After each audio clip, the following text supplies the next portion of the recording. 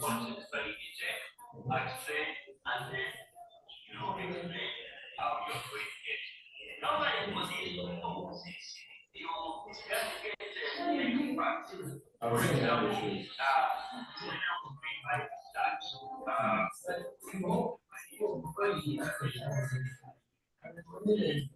need me to turn on my video.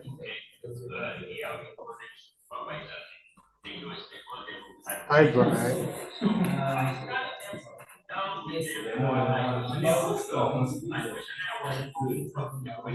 Can you hear me?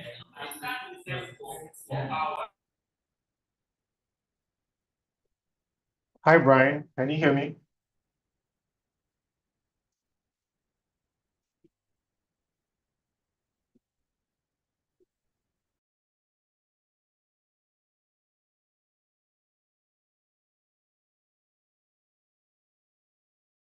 Hi, Brian. Can you hear me?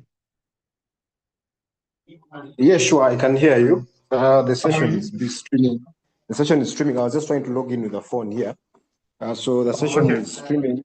The session is streaming also on YouTube. So those that are not with us are actually going to be able to see it live on YouTube. So allow me guys to introduce Story Priest. Story Priest is from Nigeria. He's alumni from Maltese Talent Factory, and also an award-winning filmmaker, young like most of us, that has been able to draw waves or inspire most of us to keep believing and keep making films. So today's Story Priest comes to share with us, not even to teach, but to share with us, especially as a young director. How do you start out as a young director?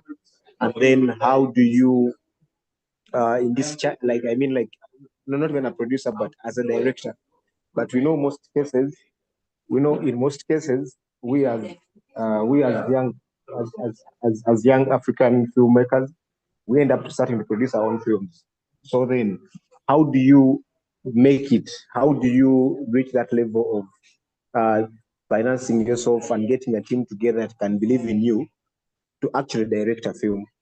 Because oftentimes it's not easy to find young people being hired as directors, maybe on professional sets in courts, maybe sets from multi-choice, sets from Netflix and the rest of other studios. So sorry, please allow me to welcome you into the film chat, and over to you to lead us in the session. But before you lead us in the session, I would request one of us in the chat to lead us in a prayer, and then we start off with the session.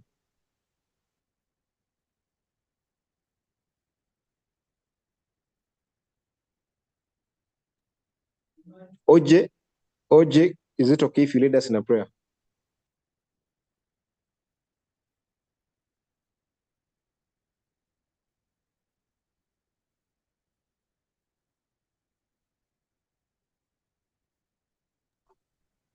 Okay, let me take the lead. Let's humble ourselves wherever we are. Lord Father, we thank you for the gift of life. We thank you for the gift of talents and wisdom that you've given us. We pray, Lord, that as we share in today's session, you guide us, you provide us with good time, you provide us with good concentration, so that whatever we are to share today in this film chat may it be able to benefit us, help us, and grow as filmmakers on this continent. We pray, trusting and believing in Jesus Christ, our Lord and Savior. Amen. Over to you, Story Priest.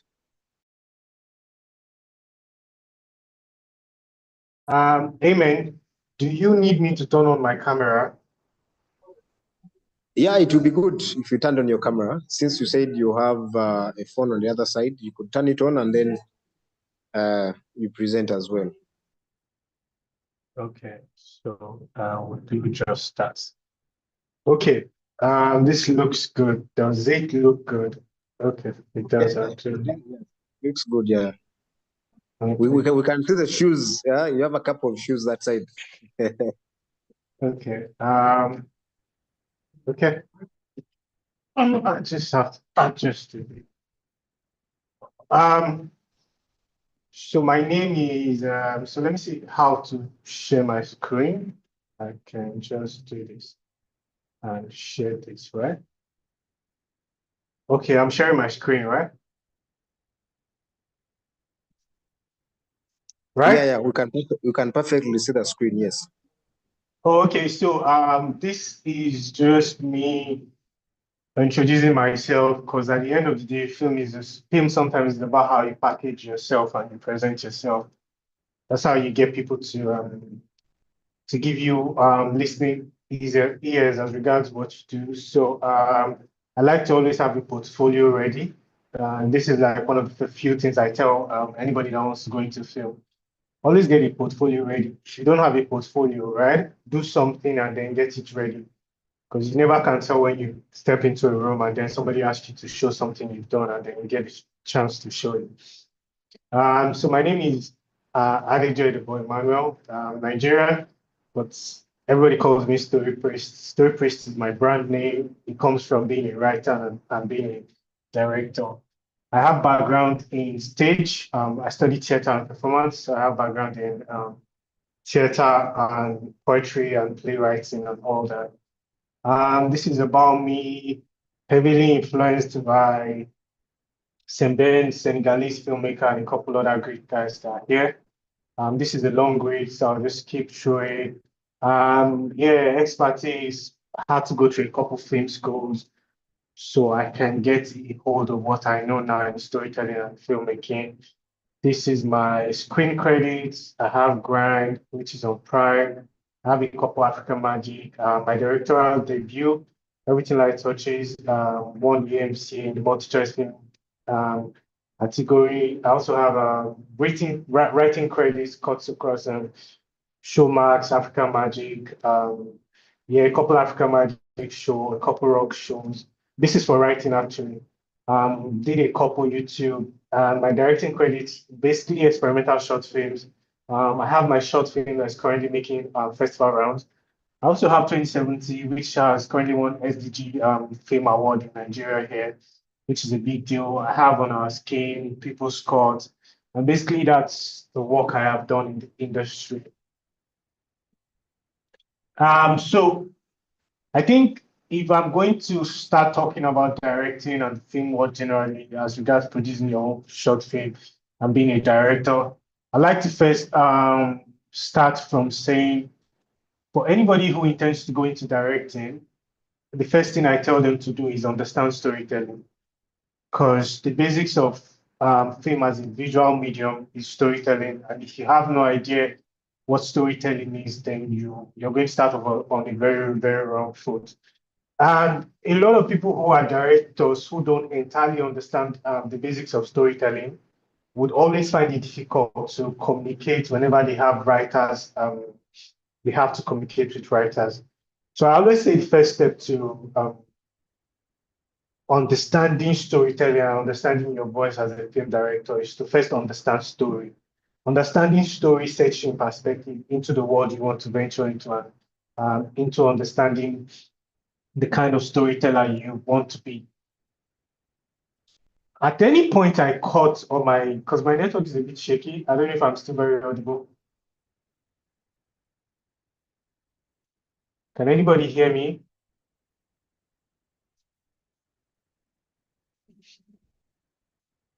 Can anybody hear me?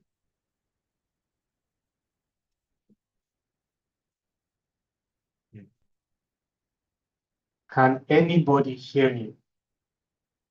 Yes, we can hear you, sir. Oh, okay, great, great. Because my network gets a bit shaky. So I'd ask at some point if anybody can hear me. Okay, so I first say I have a slide about directing and all that, but let's talk about story first before we get into directing. Anybody who wants to understand directing or get into the directing world has to understand the basics of storytelling. And the basics of storytelling is protagonist, compelling situation, and resolution. That is the basics of storytelling.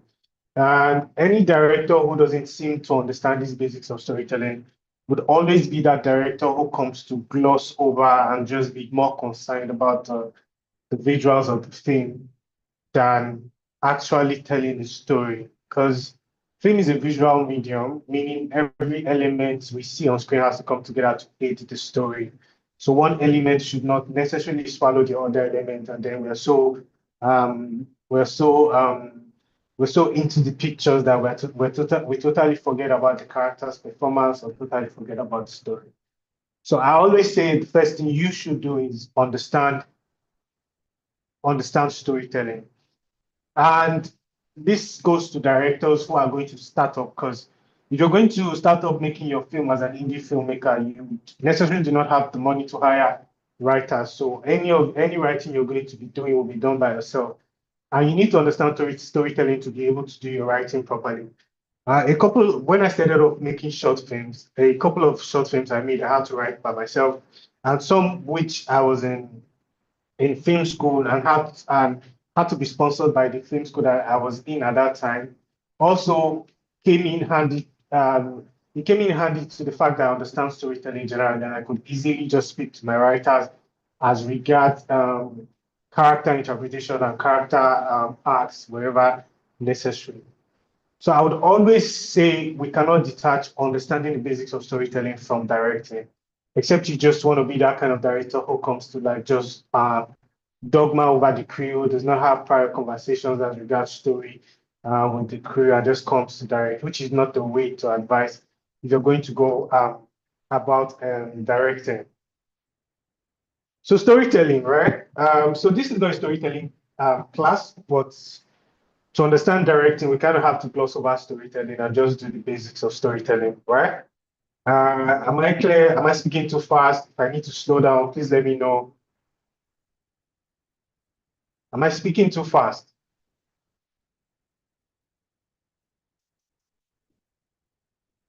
So this is the point where I need somebody to respond. We are good, Emma. Okay, thank you. Because we Nigerians, we speak very fast. So um, storytelling, right? The basics of storytelling is compelling character, compelling situation, and resolution. Compelling character meaning the moment we see your character, what is fresh about them, what is interesting about them, what makes them stand out from every other character that the pace is okay. Okay, thank you. What makes them stand out from every other character? Okay, so what makes them stand out from every other character you've seen in film and in cinema generally? Which is why the word compelling character is very important in storytelling. Compelling character. And to simplify what compelling character means, compelling character simply means when you're in a space with somebody, what's the first thing you notice about them that makes them interesting? So this is an open question. Anybody can just go, I can just call somebody to say, so just imagine a situation where you were in a room full of people. The last time you were in a room with people, if there was one person that was memorable from that room, who would that person be? You don't need to call the person's name. You just have to tell me what about that person made them memorable. I can just call anybody on the call, right? Let's start with Brian.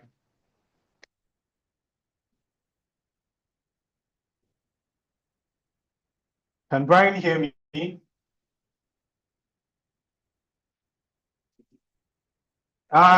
Isaac, can you tell us something?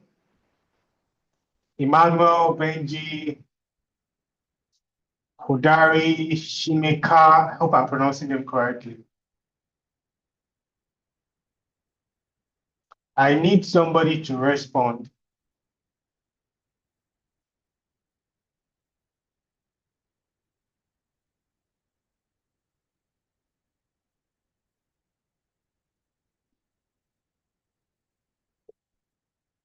Can anybody hear me? Yeah, I can hear you.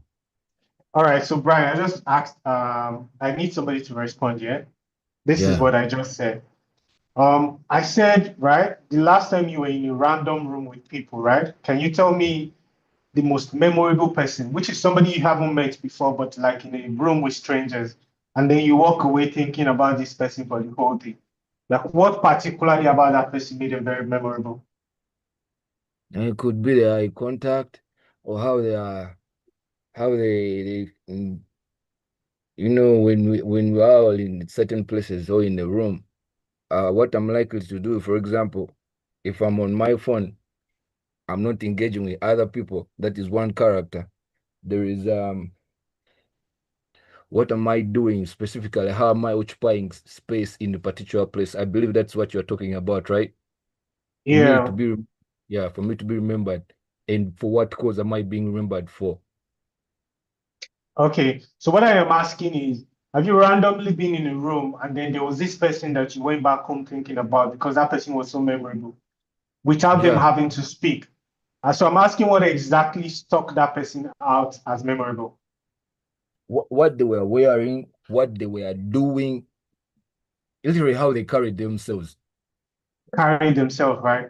So Yeah. this, which answers the question of what a compelling character is, right? In story, compelling character has to be that character that steps into onto your screen and you're meeting them for the first time and you're so drawn to them for reasons you don't even know. It might be how they carry themselves, how they talk, how the director decides to introduce these characters and all of that, right? So I'm a big series guy, and I'm going to advise if you're going to do directing or going to filmmaking, you should your film arsenal has to be as large as possible. Meaning you have to see a lot of projects, see a lot of films. You have to see a lot of great films and wonder why they are great, watch them, dissect them, and realize why they are great. Yeah. So, compelling character.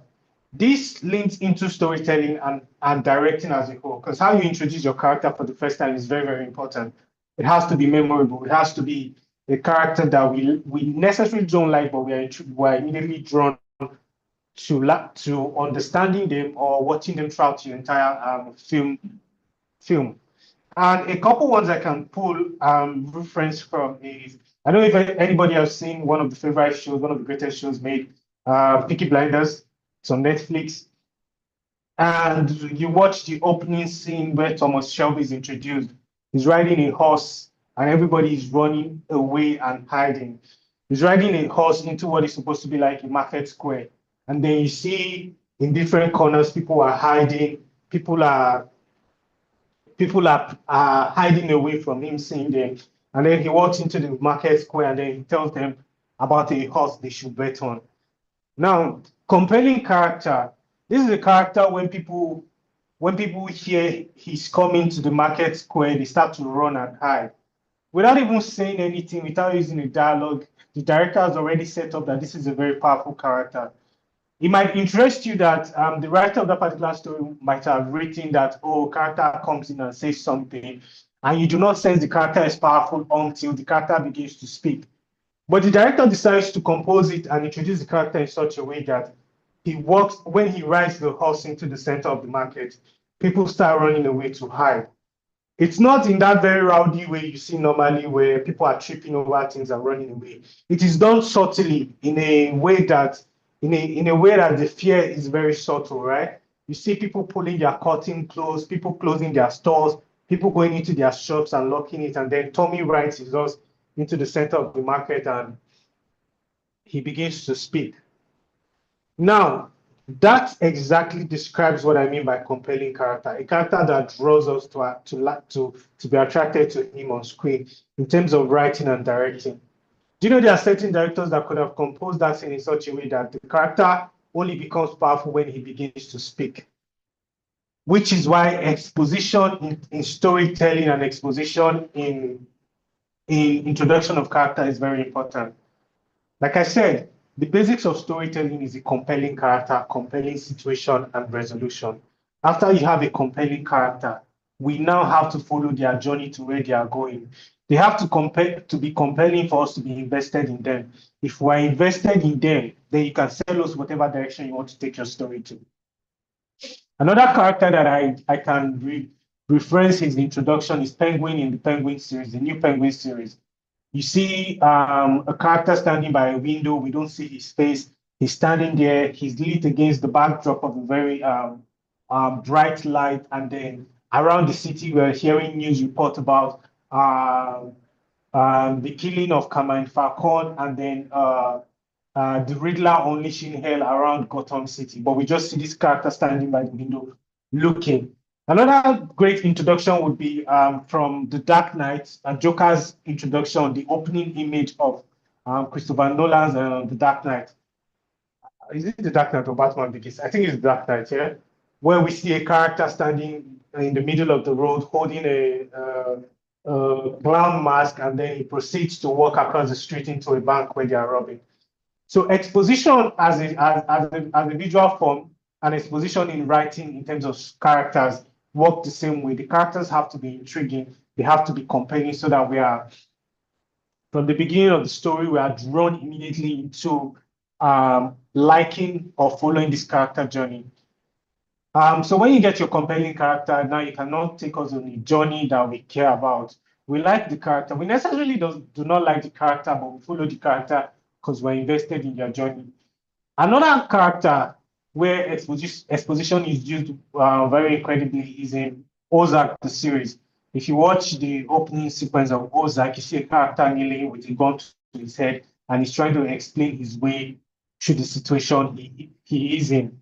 So what we get is a compelling situation, character with a gun to his head, and then him trying to explain his way through the situation that he is in. So you're immediately drawn to that particular compelling character and compelling image. So with a compelling character, story, and resolution, you get us gripped into your story, and we entirely can follow the direction you want your story to go.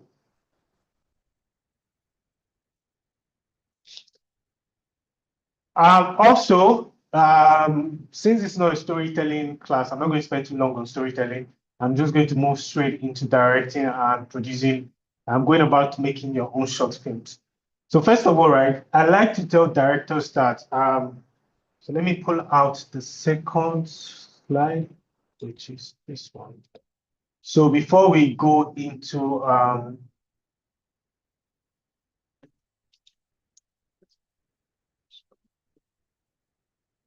okay, so before we go into like the basics of the technicalities of directing and all of that, right?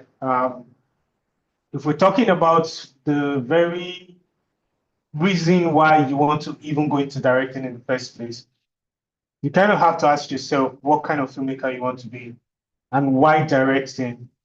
Because a lot of people go into directing because it's cool, because you call the shots, because you're the creative lead in projects. But you kind of really need to ask yourself accurately what exactly you want to do directing for. If you want to be a storyteller, a writer can be a storyteller. And I always advise writers to be more than just writers, because writer directors are like the perfect balance for what visual storytelling is. Not that I am saying people who are just directors do not make great directors, but I'm saying I'm trying to push people who are writers to say, oh, they can also be writer directors. And um, so why do you want to direct? That's the biggest question. Is it because directing is a creative lead, or because directing is cool? It's cool to be called a director and call the shots on set.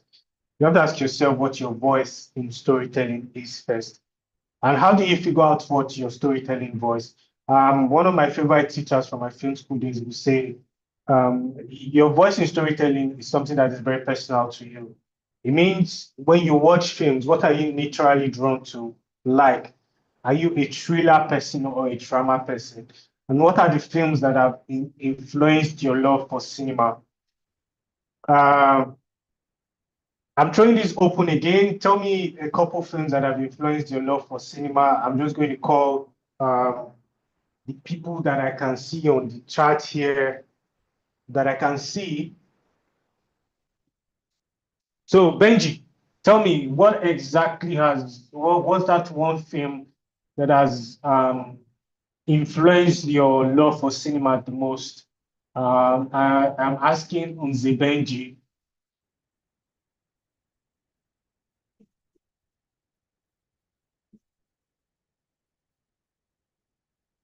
Emmanuel, you can also say that one thing that has influenced your love for cinema.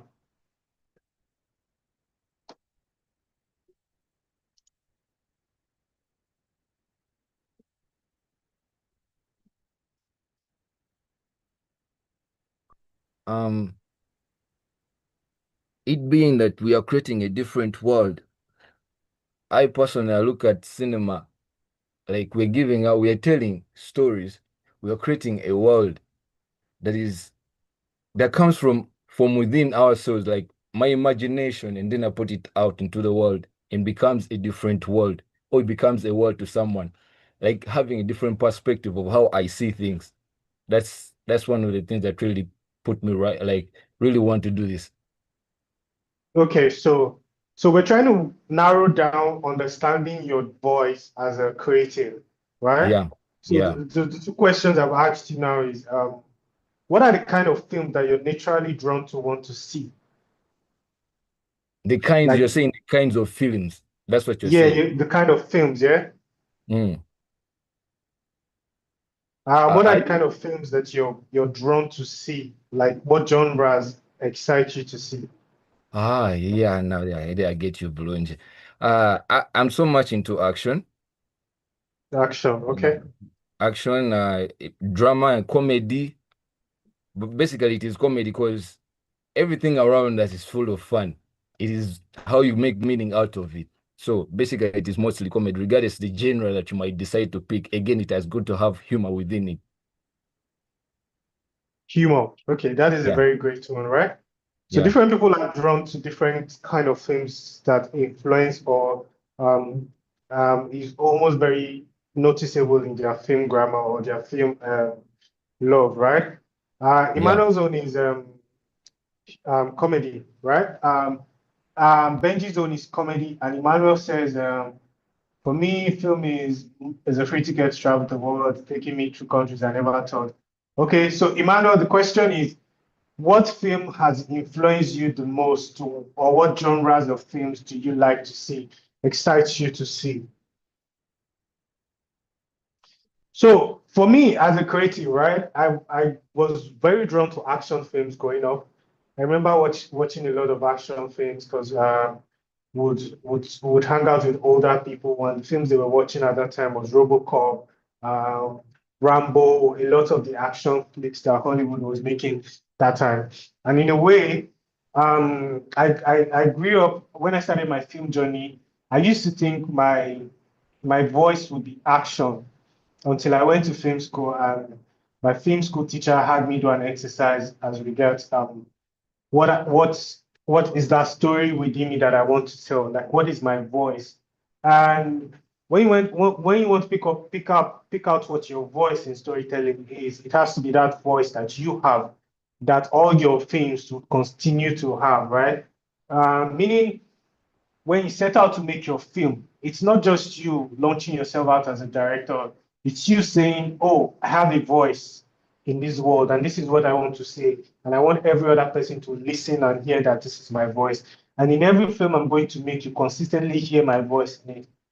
Um, one of the one of my favorite film directors of all time is um, Akira Kurosawa, Japanese filmmaker, one of the greatest ever. And he constantly deals with the complexity of human nature, which is a constant theme in his film.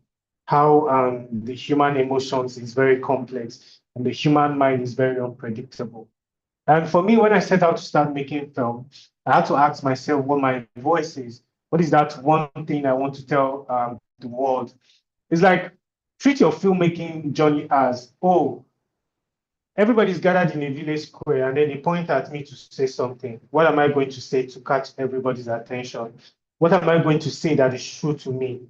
So when they say, oh, it's Brian's time to speak or it's Emmanuel's time to speak, and then everybody, he has the floor. Because literally that's what your film does. When people come to see your film, it's like you're inviting people to the village square and then you're going to say, oh, I have something to say to you.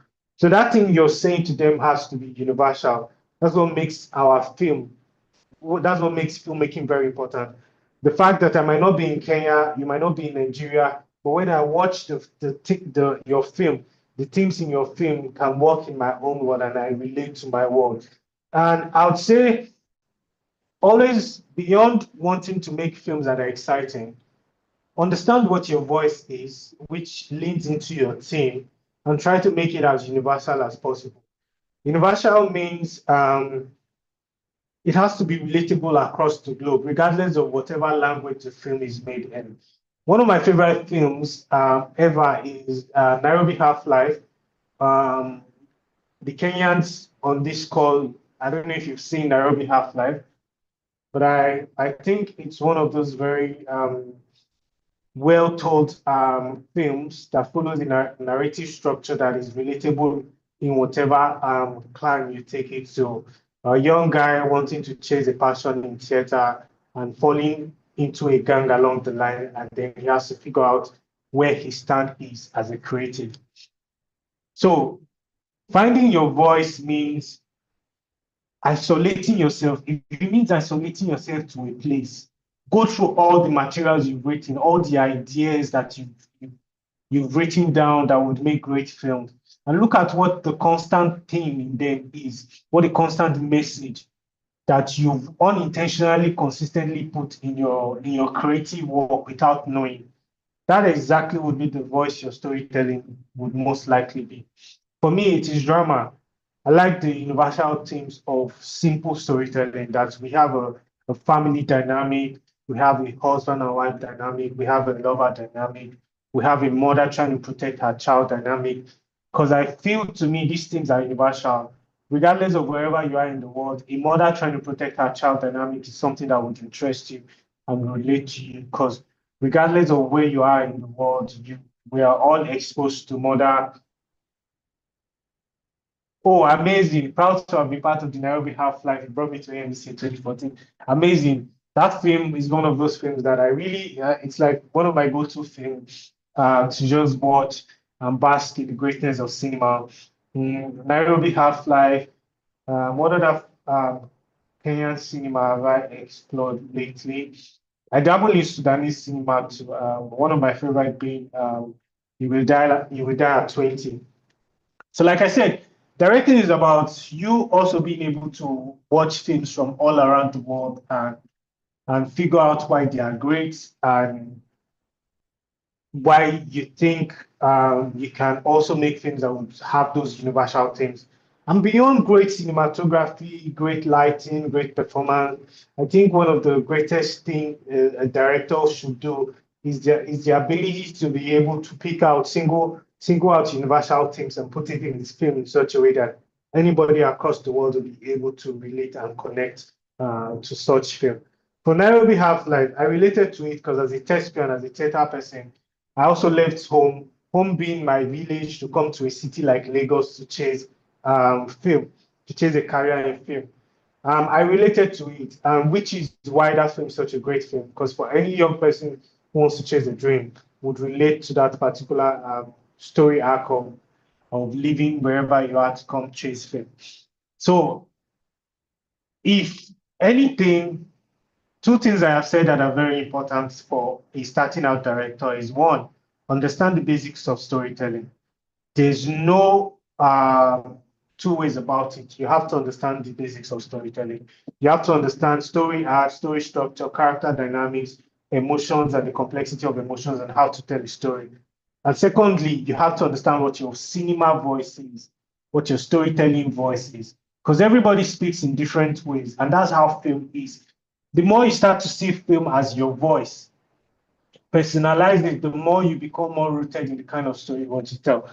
When you see a Martin Scorsese film, when you see a Christopher Nolan film, when you see a Quentin Tarantino film, you realize that even though it's a visual form and they have all the elements of cinematography to distinguish these films from each other, you realize that consistently their films have a theme, which is the director's voice, right? For Martin Scorsese, you see Martin Scorsese is always pushed, is always is mostly in the line of mafia, family kind of business, loyalty, honor, family dynamics, and all of that mixed with a bit of crime.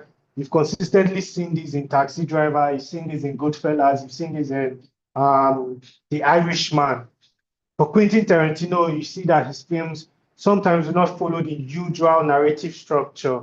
They follow a more hybrid narrative structure, and they are heavily dialogue heavy and conversational.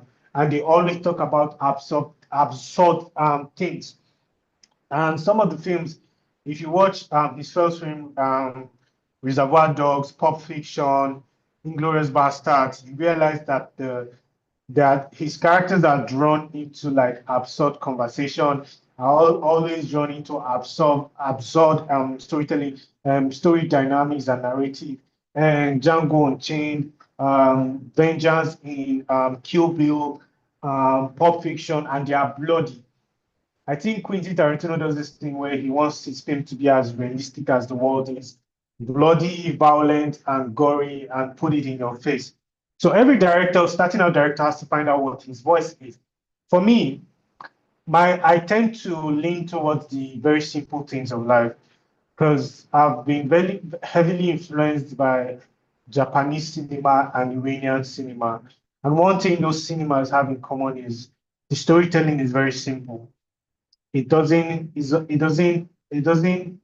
thrive in gory premises, or it doesn't thrive in sci-fi or absurd narrative premises. It thrives in the very simple things. One of my favorite films of all time in recent time is by Celine Song, Past Lives. I don't know if anybody on this call has seen Past Lives. Past Life is a brilliantly told film that has a very simple premise. What if you run into, well, what if you come to a stage in your life where you have two choices? Your childhood love interest comes back into your life when you're already married. That is a very simple premise. It delves into the idea that the human emotions is very complex and unpredictable. So if we take out the premise of Past Lives, and if you watch a lot of interviews with the director, you realize that it happened to her. She's talking about her life. That there was a point. How many people on this call have seen Past Lives? Past Lives by Celine Song. Brian, Actually, have you Past seen Lives, Past Lives? Past Lives is on my watch list. I've not watched it. You I'm very should. lazy at You watching should. films. After this call, Maybe, within the week, you should see maybe after Past this Lives, and call. then we can have a conversation about it. Who else have seen Past Lives? Yeah. Mafia, have you seen Past Lives? I have not seen it. Okay, so I think we should see Past Lives, right? Because you realize the simpler the film premise is, and the more personal it is to the director, the more relatable it becomes, right? Past Life follows a very simple premise. Her childhood love comes back into her life when she's married, and now she's caught between the childhood lover and her marriage now. At the end of the day, she ends up picking her marriage because that's a realistic thing to do. But the premise is very simple. It reels you into the simplicity of emotions. Emotions is simple and complex at the same time. So it reels you in, the filmmaking premise reels you in, and you get to see characters that are like everyday people. Because at some point in our lives, right, the reason why the story is very universal is at some point in our life we've been caught between two choices, especially when it comes to love, like between being with Brian or being with Mafia, between being with Emmanuel or being with Benji. Like we've at some point in our life we've been caught in that crossroad. And for those who are heartbreakers, have been caught even in multiple, like between 3 or 4 choices that has to do with romance, right? And if you watch interviews with this director, you realize that this story is very personal to her, and which is why it's so relatable and it's so tender, and it's why I would always say a lot of people should see Past Lives and understand the simplicity in storytelling. Another favorite for me is Lunchbox. It's by an Indian filmmaker called Ritesh Bratta. So what I'm going to do, I'm going to send a list of films I reference here so that we can see it. I'll send it to the group chat so that whenever you have time, you can see the films and then you can see why they are so good. Lunchbox is about a young man who mistakenly gets a lunchbox from someone who is trying to send lunchbox to her husband, but he mistakenly lands on the decks of someone else, and they start to exchange letters, and they become friends, and become emotionally involved. Yeah. So the more personal the story is, the more relatable it will be, right? It will be, and the more emotionally real it will be. Because if a director is saying something personal about his life, he will take time and more detailing to want to tell this particular story, because it means something to him. It's like a love letter from him to his audience. Um, one of Nigerian's first entry to Cannes. One of our films made it to the prestigious Cannes Festival. It's called My Father's Shadow. It's currently in the cinema. I don't know if it's currently in the cinema across the globe. If you get a chance to see it, right? And My Father's Shadow, if you the interviews from the director also, you hear that he says he made My Father's Shadow as a love letter from him to the relationship between him and his father, because the film is a representation of the kind of relationship he had with his father. And some of these great films that I've mentioned, what is the common thing they have? It's how personal it is to the director, meaning it's the director's voice. Nobody can tell your personal story as good as you. I know you want to tell that action film, that comedy, but you have to find a way to infuse something that is very personal to you, something that is very true to you, something that is your voice. If anything, if there's anything you should take from this particular session, is your voice has to be in your films. So we've talked about your storytelling voice, understanding story. Before we dive into the technicalities of film and its composition, right? I like to also say that film directing is about being very intentional about what you're telling. Intentional means you're the creative head of all the departments, creative wise, on the film set. So you're the one who understands the story back and front. You're the one who understands the symbolic premise of the story. You're the one who layers the story, right? Because the writer gives you a raw material, not just a raw material. The writer gives you a fabric, and then the writer is trusting the director to style, to make a cloth from this fabric that will be beautiful and will be everything that the writer imagined. It's now the writer who takes, it's now the director who takes the film and then molds it and say, oh, this is the style we're going to make. This is why we should make the style. And great directors would always cater to the question of why.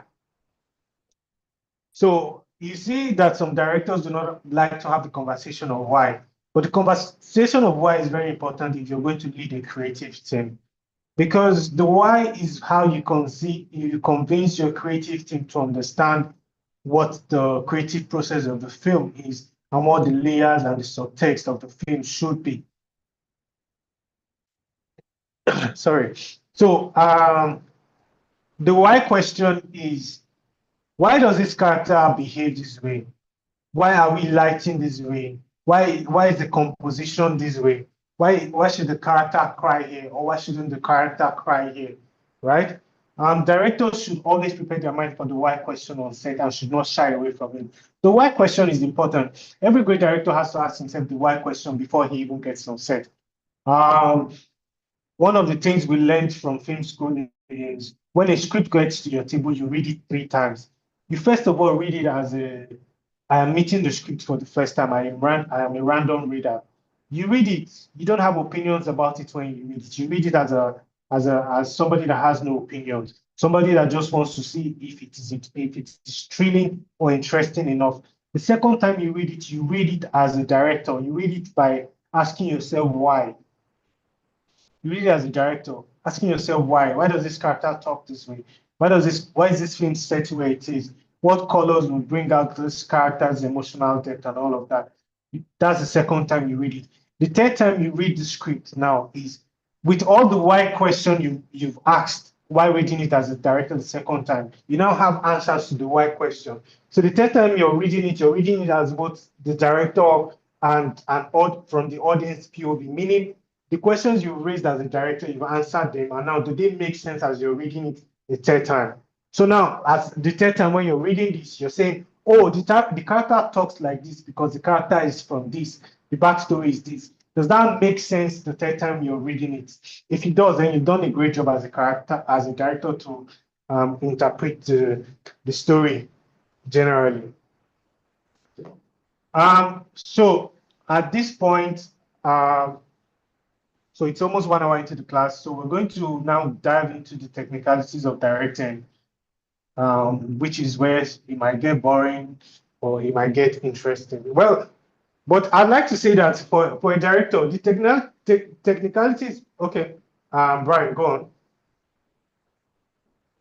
Brian, go on. So sorry, please. Thank you for the discussion. My question is, what if maybe you were a director on a certain project, but then you've been hired, maybe to do a specific role? How do you read that script? Supposing maybe I'm a director, but then I've been hired maybe as a DP, maybe hired as but someone technical on the crew. Do you read the script in that way, or you feel like when you read the script as a director, you will get much attached to that script? How do you detach yourself from a script, either when you have been hired for a different role that you're not doing a director? How do you read that script? Oh, okay. So first off, it's important to always have clear hierarchy on set, right? Meaning, for this particular project, you're being hired as a DP, not a director. So you kind of have to remind yourself that your role is not the director, but the DP, right? But I always say that every department that I'm going to work with, right, also have to have asked themselves the why question. Because it's not about bringing costume or setting camera or composing. It's about why does this character wear this costume and why does this color represent emotionally what this character is going through. And as a DP, you also ask yourself the why question, but not in an attaching way like the director, but in a, I am a DP, I also need to ask myself the why question. Meaning, I will suggest to the director that this is why we use a Dutch angle for this scene, because the character is emotionally experiencing this. I am suggesting it to the director because I have a why. I have asked myself the why question as a DP. Not I am suggesting because I don't have a reason. Some people will just say, oh, I saw Dutch angle in a film and I just want to try it out because it is cool, right? But without necessarily understanding why a Dutch angle would work for that scene or not work for that scene, which is one of the major issues I have with a lot of DPs who don't read scripts. A lot of DPs in the industry don't read script. Good DPs should read script, do their breakdown, and ask themselves the why question. Because film is a visual medium, right? The writer has done the job to give you the raw material, the script, right? But how you interpret that script is very important.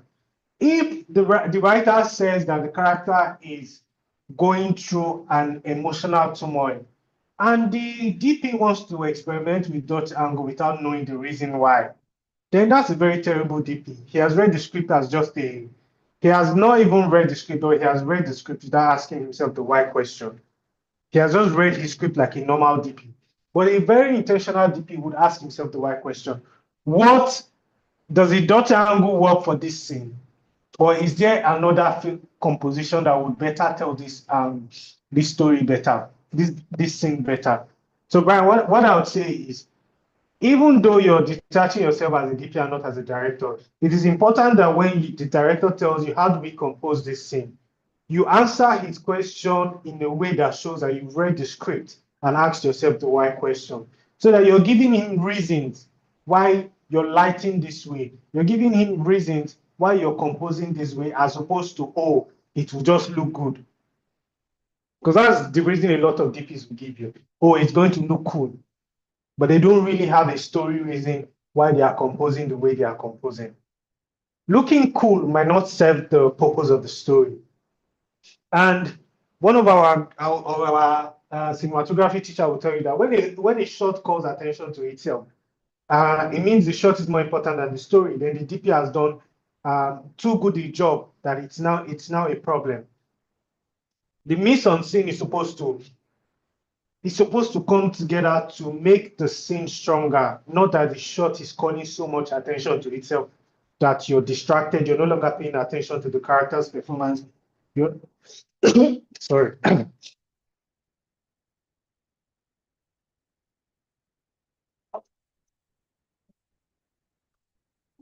Yeah, so you're no longer paying attention to the character's performance. You're rather paying attention to the cinematography and the technique in telling and all of that.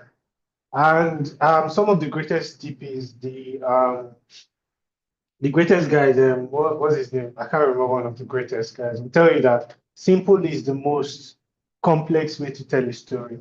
Simple is the most complex way to tell a story. And that should be a watchword for you. The director's goal is not to come and experiment with camera angles, it's to compose the story and use the technique that will best serve the story. If it's an action thriller, great. Use your sharp cut, use your handheld, use your quick cuts and all that. But if it's a drama that I'm supposed to feel and experience the characters, minimal cuts and more composition that will reel me into the characters and world. Any other question? Anybody has any other question before we start talking about the technicalities of directing and all that?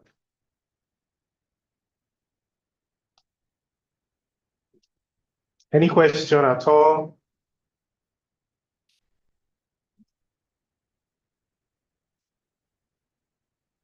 If there's no question, somebody say no question so we can move on. No question. All right, no question. Great. So right now we go into the technicalities of directing and all that. Okay, I think I'm sharing already. Okay, please share, sharing.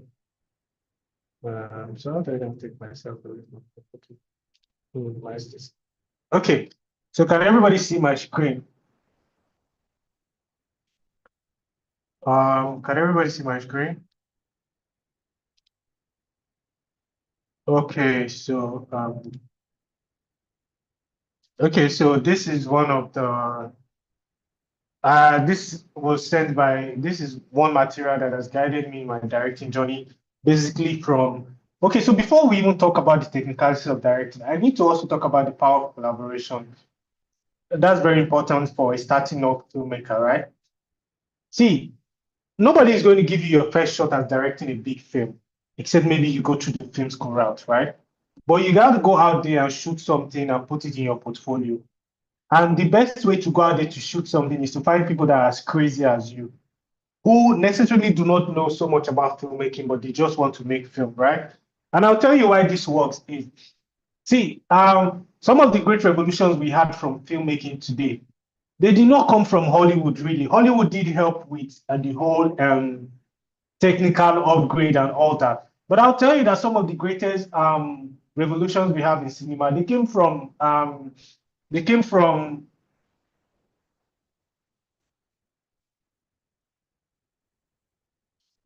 French cinema. And this is how the French cinema revolutionized cinema. It's by basically going out there to experiment with whatever they had. After the world wars, right? France was hit very hard. So they didn't have a lot of resources to make film. While Hollywood had the entire studio system, like the big studio system where they built the sets. So guys, give me a moment. Let me turn off this.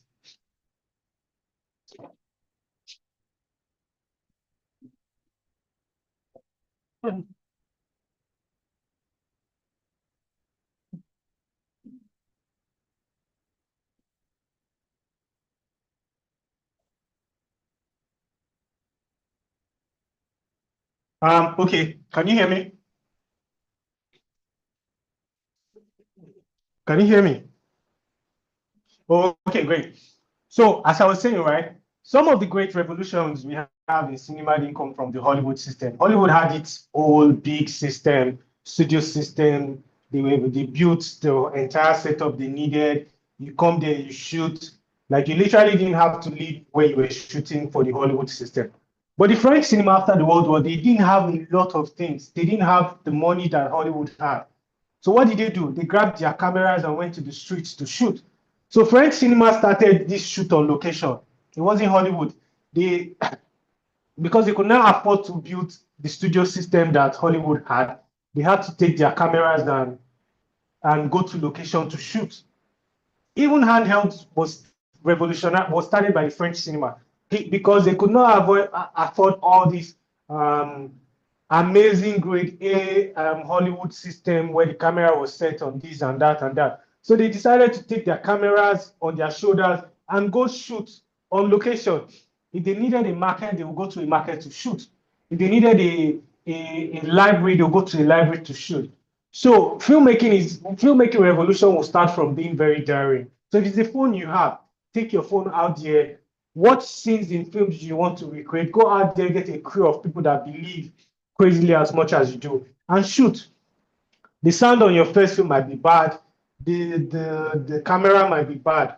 My mentor would always say every filmmaker has 3 bad films in his blood to make.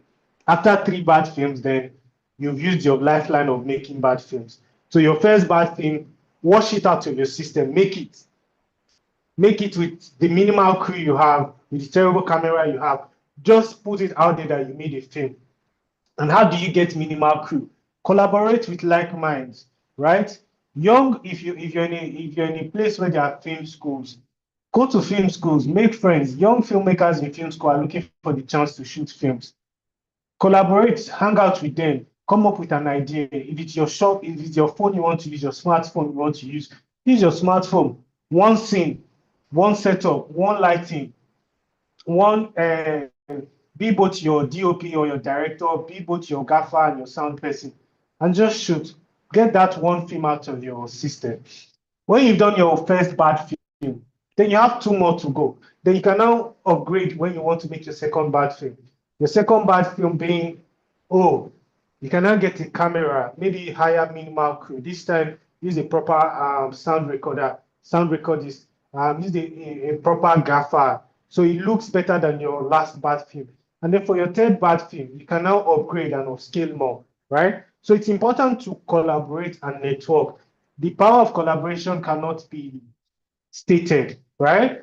Because I was lucky to make my first film was made in film school. My first short film was made in film school. And even at that, the film school tried to teach us the power of collaboration. So the budget for those films were very, very minimal. So we had to rely on our capacity to collaborate with each other and work on those films and make it look good.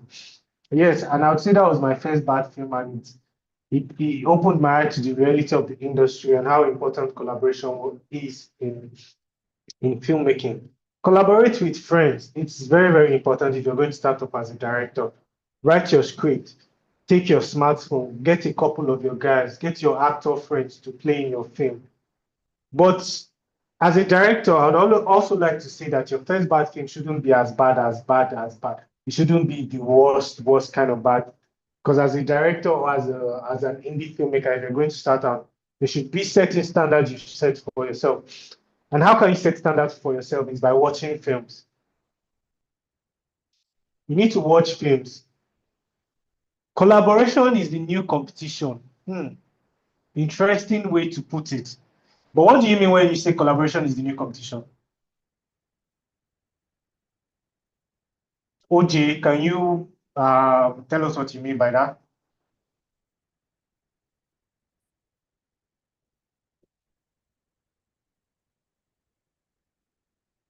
Can OJ hear me?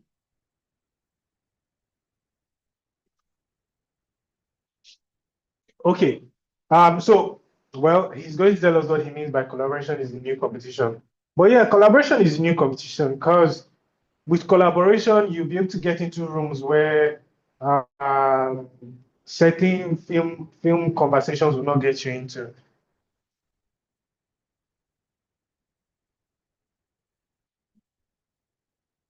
All right. So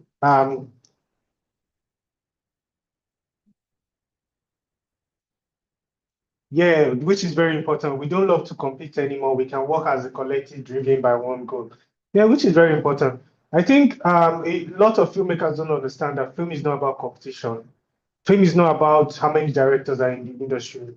It's about how many of us are telling stories as genuinely as possible.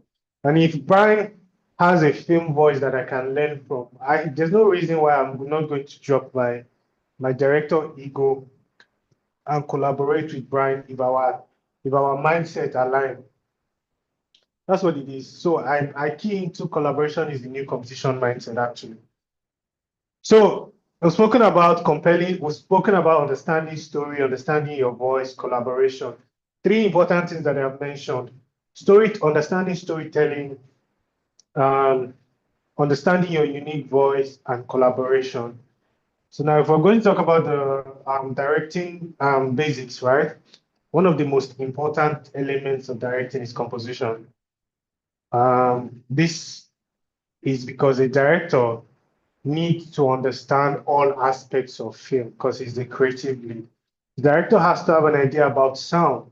He has to have an idea about lighting. He has to have an idea about cinematography.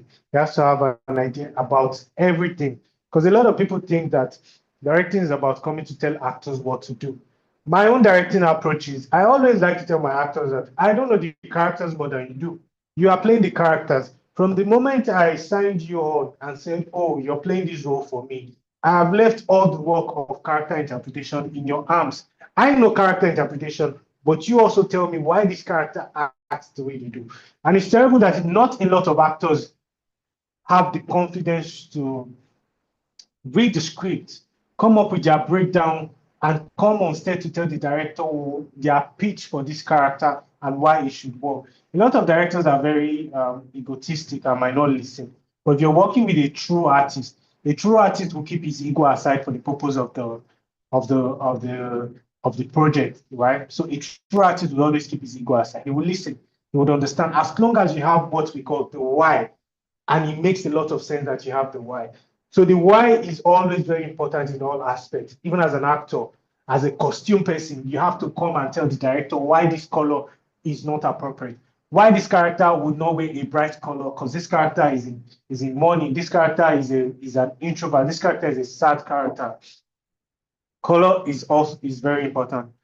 And the person that the director collaborates the most with or is closest to on set in terms of interpreting the visual medium is the DP, which is why a lot of the things that the director would have knowledge about would naturally just link into the DP's own knowledge pool too. And first of them is composition. You need to have a basic understanding of composition. And understanding composition is not in a I want to show off composition skill and technique way. It's in a this is the composition that will best serve the story, and this is what we would retain throughout the entire film. Great shows, right? Great stories or great films have a particular composition approach, which is called the directorial technique, right? Meaning all the mise en scene, all the elements put together. The director says this is how we are going to go. Meaning the color palette, the camera movement, the composition, the performance, every single thing boils into the directorial approach and directorial technique. You see that for certain films, we have a compositional template, meaning a compositional style that they follow for great films.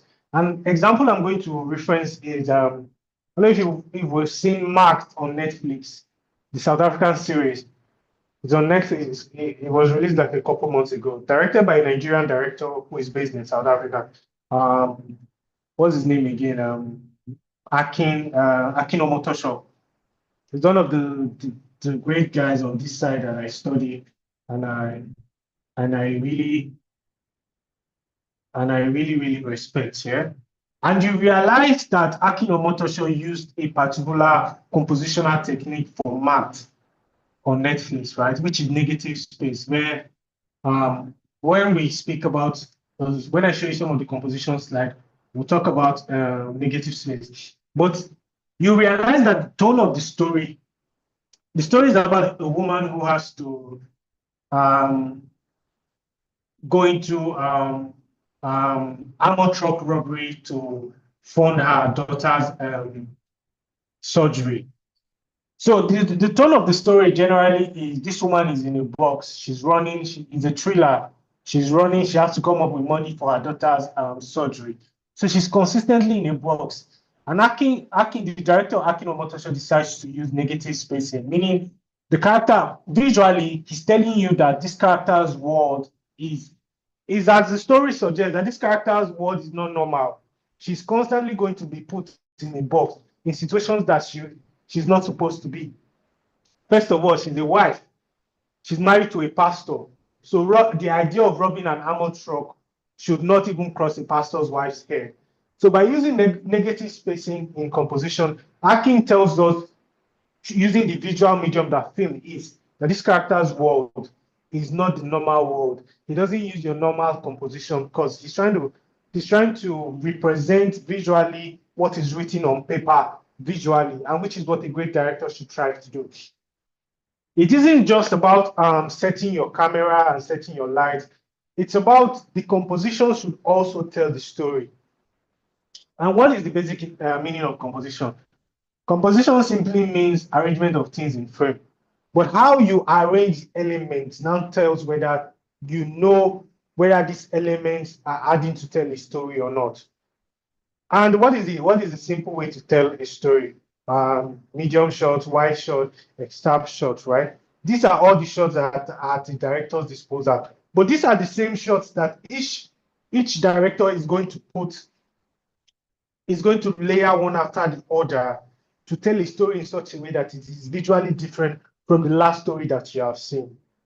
Right? You see some directors who like to use shallow depth of field, which is something I love to use, which means isolating the character from the background. Because I like to use shallow depth of field in my close-up shots and most of my composition, because shallow depth of field just picks, especially in rom-coms, it gives you this nice blur in the background where you just see these characters expressing their love to each other. And if you use a lot of practical light, you see it gives you this nice light bouquet and reflection in the background, which adds up to make your mise en scene very, very beautiful, right? So I'm going to pull out, okay, it's on my tab.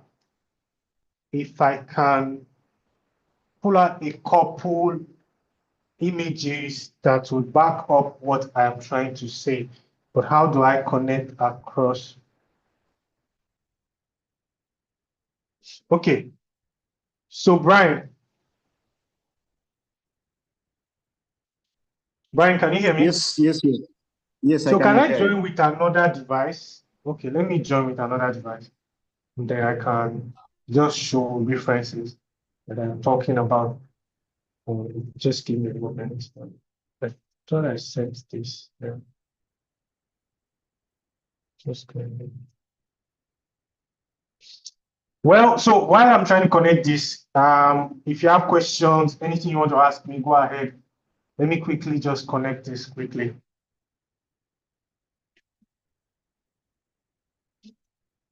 I want to hear from the people that are on this call. At least say something. Brian, tell them to say something while I try to connect. Yes, guys. Story Priest is trying to. Yeah, I'm seeing Martin. Martin, say something. Martin from Uganda. I can see that name. How is the session going on for you, Martin? Yeah, guys. You don't have a mic. Oh, sorry. Anyone, guys, to one mic? Anyone to one mic? Anyone to one mic? Aine, can you say something? As Story Priest is trying to get something there. How is the session going on for you? Do you want to share something with us? Emma, yes. You want to share something? Yeah, okay. There's something you'd like me to speak of more. Just say it. So guys, say something. Let's make this session lively. I've been the only one talking for like an hour. So I wanted to ask, how many people are directors here? How many are like either directors or really want to be directors? By show of hands or by mention. Martin is the editor and director. Nice, amazing. Any other person? Any other person, guys? You can text in the chat. Yes, gift. You want to say something? Please go ahead and say something. I'm trying to connect this Yeah. device. It's taking a while. I think Gift was raising her hand that she's a director as well. Any other person? I'm seeing OJ is a DOP and a licensed drone pilot. Amazing. All right, guys, this is an opportunity to say what you do so we can collaborate. So go ahead and say, let's hear from you. Let's hear from you. Because I think, Brian, one of the things Brian said about this session is so we can collaborate across countries. Yeah. Yeah, sure. So MTF gave me great guys, Mafia, Angola, and a couple other guys that if I get my big money and I want to make film, I'm going to collaborate across OJ, countries. are you from Kenya? Are you from Uganda? Where are you from?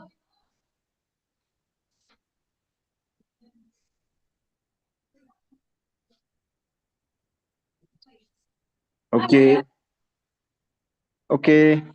Uprising director still in school. She make. I don't know if I'm pronouncing it well.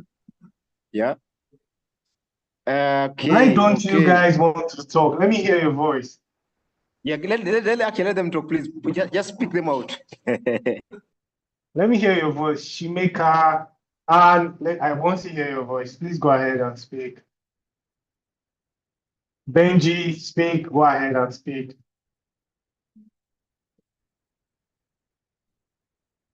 Guys, come on. I'm waiting. Oh.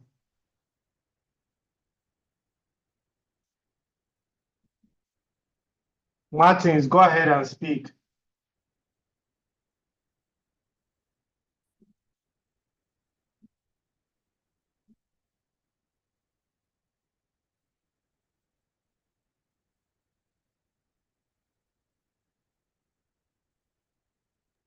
Well, I'm an actor. I'm a production assistant. I'm literally anything to do with film besides having done editing. I haven't gotten that skill perfectly, and still also working on my cinematography. But the rest of the stuff, I think I'm down, and I'm all hands on when it comes to working on the project. Okay, that's amazing. Nice to meet you. Nice to meet you too. All right, let's hear from someone else. So it's Shimeka. I'm from Kenya. Yes, I'm studying film production and animation. I'm still in school. An uprising and animator. Yes.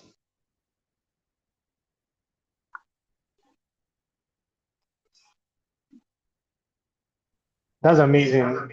Nice to meet you.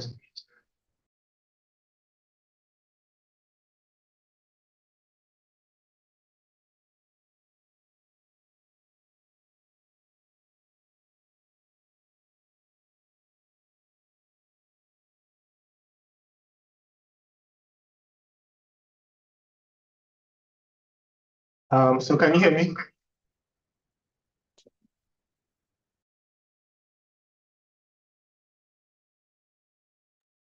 Yeah, we can hear you.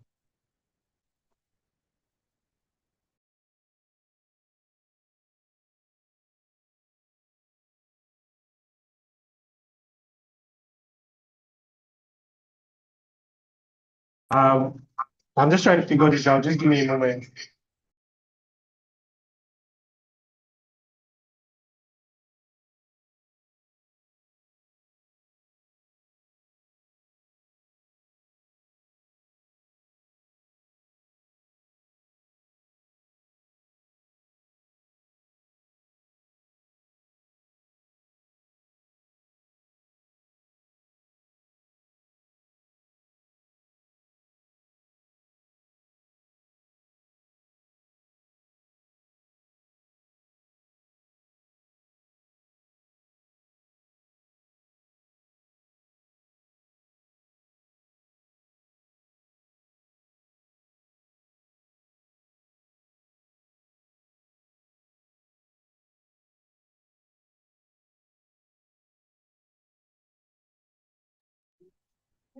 Guys, how are you finding the session?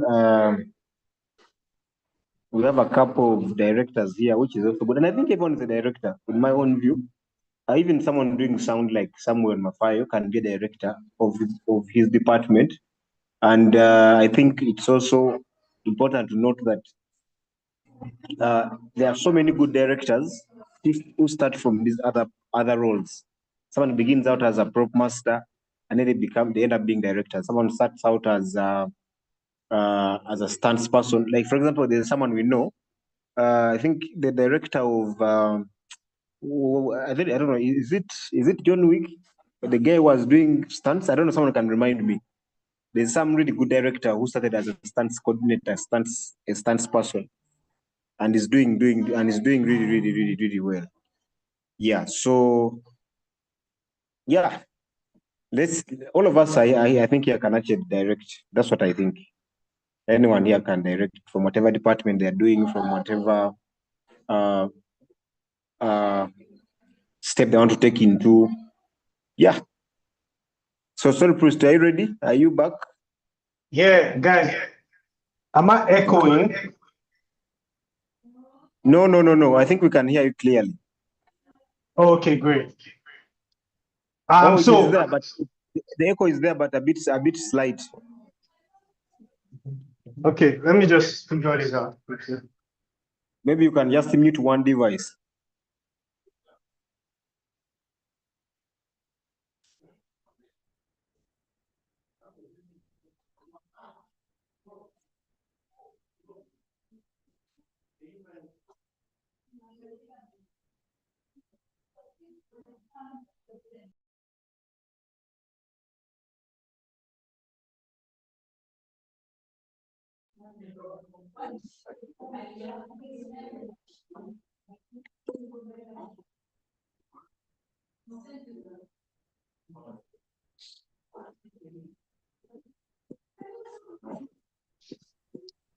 Guys,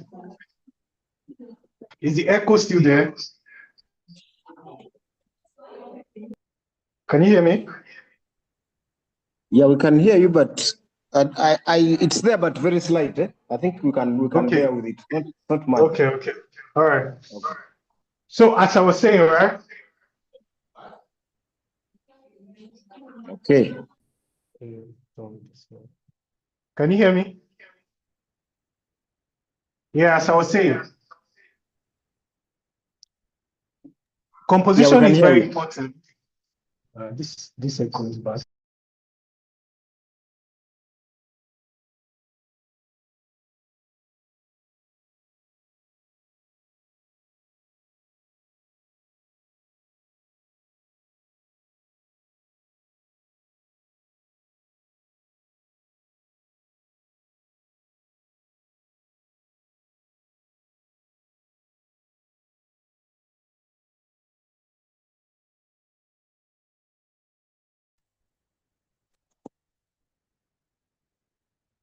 Hi.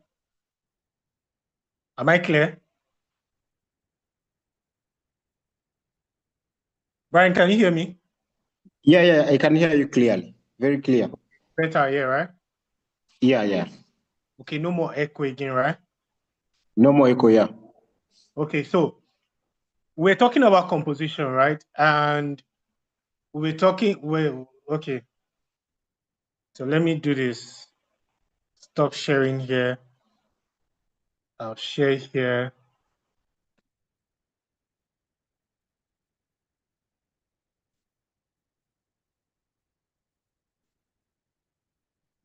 Share this. So basically, composition deals with arrangement of things in frame, right?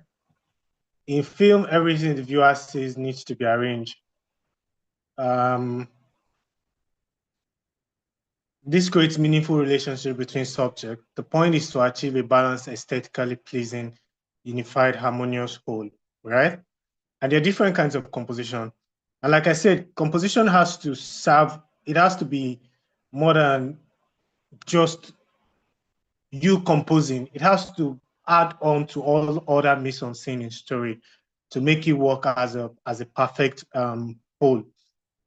Because if the composition is saying one thing and the costume is saying another thing, and the lighting is saying one different thing, then it totally just says that all the elements that make up this film are not in agreement, except it's your directorial approach, right? For instance, if we say somebody has lost her husband and there's a scene where she's sad, and the costume decides to make the person wear a really bright costume, and then the lighting is all bright, the music there is all high and high tempo and all of that, you realize that the entire mise en scene has not come together to make the scene work, except it's your directorial approach. There are certain directors who do juxtaposition, meaning place elements that are not supposed to be in certain elements, they put it there to make it to make it stand out and make it more interesting, visually interesting. An example is if you've seen Midsommar. Midsommar is a horror film that is shot extremely very bright, using bright colors. This is because we are used to horror films where everything is all dark, gory, and very desaturated and scary. So the director decides to let us know that terrible things can happen in the bright. So in this particular film, in Midsommar, everybody's wearing bright colors, yellow. The cinematography is all bright. The most of the film is shot in daylight, so that it makes you understand that even terrible things can happen in daylight. And what kind of examples of composition and the proper way to compose, right? So composition, when you buy your camera or you use your phone, the most simple thing to do is when you compose or when you want to take a picture of yourself is to put yourself in the middle. Now, because you put yourself in the middle, right? This doesn't make what you're doing, the picture you're taking, visually interesting. It just makes it ordinary, and which is why a lot of the go-to thing to make your composition interesting is to turn on your grid lines. And for anybody who has handled cameras, grid lines are these lines, these vertical and horizontal lines that you're seeing on the screen currently. And these are your guide to make your images visually interesting. So the instinct is to put the subject in the center. Don't do that. Don't do that. But the right way to compose is to put your elements in the intersection point, because it's been proven that our eyes are drawn to intersection points. So put your characters at this intersection point. But when they say put the characters in this intersection point, there are a lot of ways to still play with the empty space around them, which is why composition is important, right? I was saying there's this guy. This is the same composition, right? Grid rule of third. This is called the rule of third. Placing your character at the intersection point is called the rule of third, right? But this is the same composition, but I'm going to show you variations of it, which is what makes you different as a director, is your ability to do what everybody is doing in the same way, in a different way, and still pass a message accurately. That's what makes you a brilliant director. Now, the instruction says most of these rules are not set in stone. The instruction says compose your image to make it visually interesting by putting them on the intersection. Intersection being this point where these lines meet, this point where these lines meet. But this same composition that uses rule of third, I'm going to show you a variation that where a director decides to be very creative with his own rule of third composition.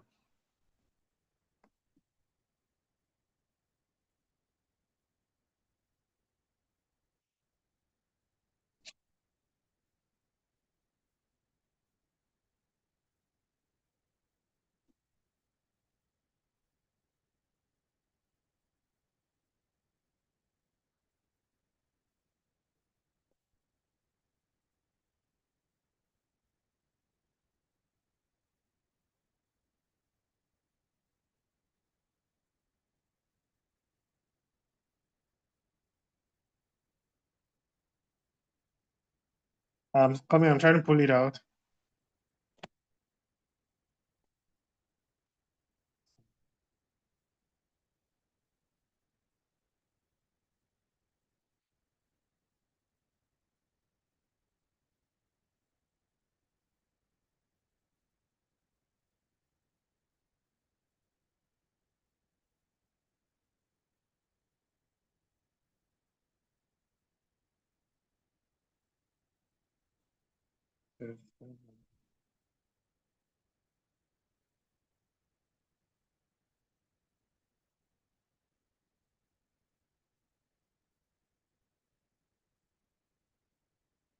Okay, so I'm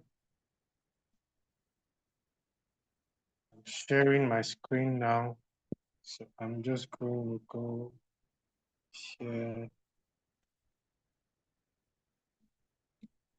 Also, one thing you're going to learn as a director is you watch film, you have to steal frames that you want to recreate.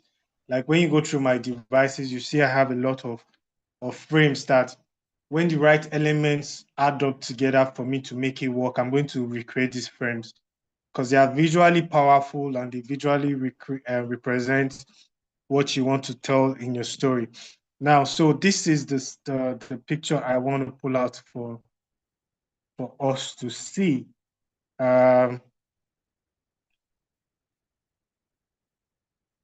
Just a moment here.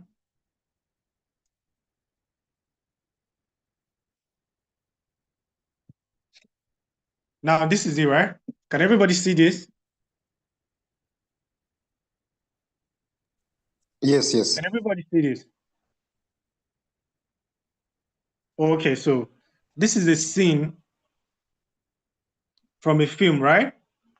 Now, like I said, right? When you compose using the rule of third to make your images more visually interesting.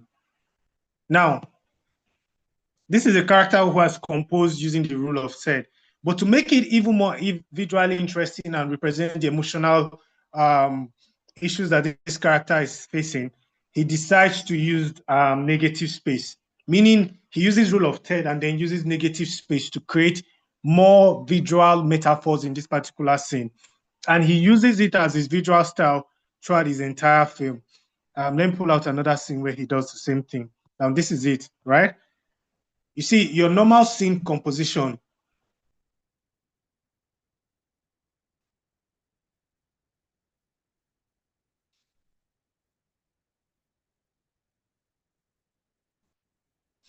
So your normal screen composition have your characters having what we call look room, right? Meaning they are talking to somebody else. So the space in front of them should be empty so that we assume that that's the look room for them. But by using negative space in this composition, you don't see, there's no space in front of this character's eye. So this is the negative space. The negative space is behind the character. So by pushing this character to the edge, right, it tells you that there's something sinister about this character. There's something not right about this character. So you see, he uses his rule of third because the eyes are placed on the rule of third. But then he adds another layer of composition to it, meaning he uses negative space to amplify the character he's trying to portray. And he uses this throughout his film.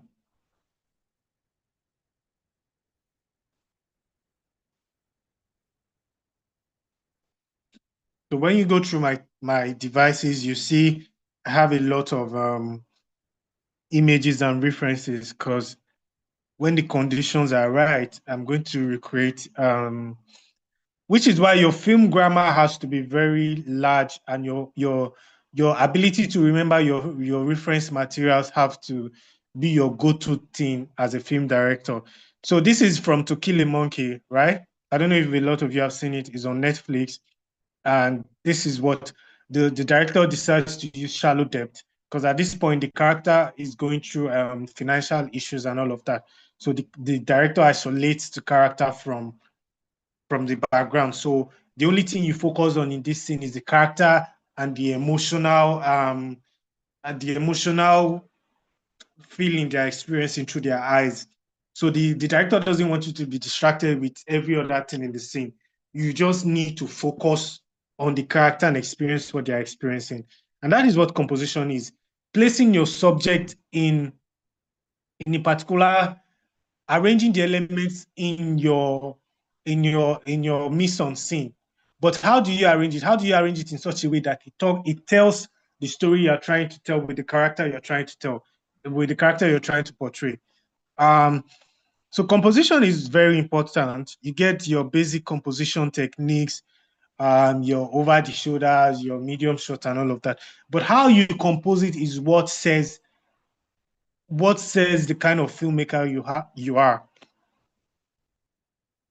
So this is another film, one of a short film where the director decides to use extreme close-up shots to tell you what the character is experiencing, to the point where you can see the sweat, the bead of sweat on this character's face, because the character is in a situation where you can see the tears coming down from the eyes of the character. So these are directorial techniques and directorial approach that helps to amplify the situation your character is dealing with in the film. So for this particular scene where you see the bead of sweat coming down from the character's face, who can try to guess what the character's situation is currently? What this character has seen that is making him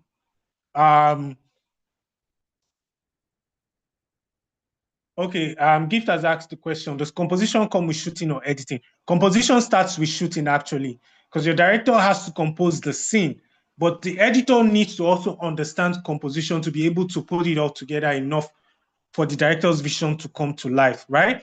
So, Gift, let me ask you this question. Can you see the image on your screen currently?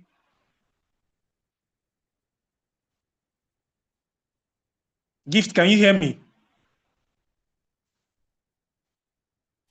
Yes, I can. I do. Yeah, can you see the image on your screen currently?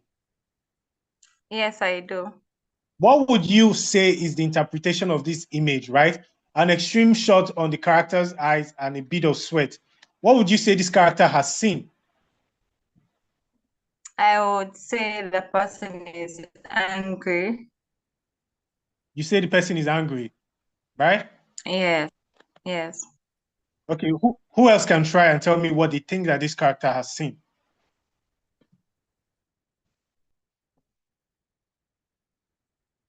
Brian, what do you think this character has seen?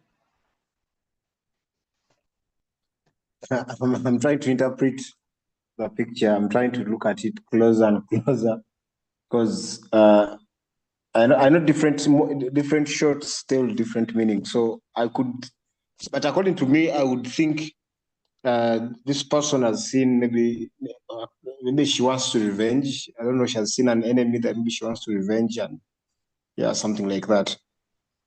Okay, now, so let me place it. Let me show you a couple images from this particular film, and let me tell you how visual storytelling is the most important and the most powerful tool a director has in his arsenal, meaning the ability to tell your story without dialogue. If you can master that as a director, then you've reached the peak of storytelling. Now, let me just follow this storytelling and tell me if you understand the story without me necessarily having to say anything. This is where the story begins, right? This is where the story begins. A boy in the shower. Can we see these images clearly? Yes, we do. Okay. He's in the shower. I'm talking too much. I'm not supposed to talk. I'm just supposed to show you the images. If I'm moving too fast, let me know, yeah?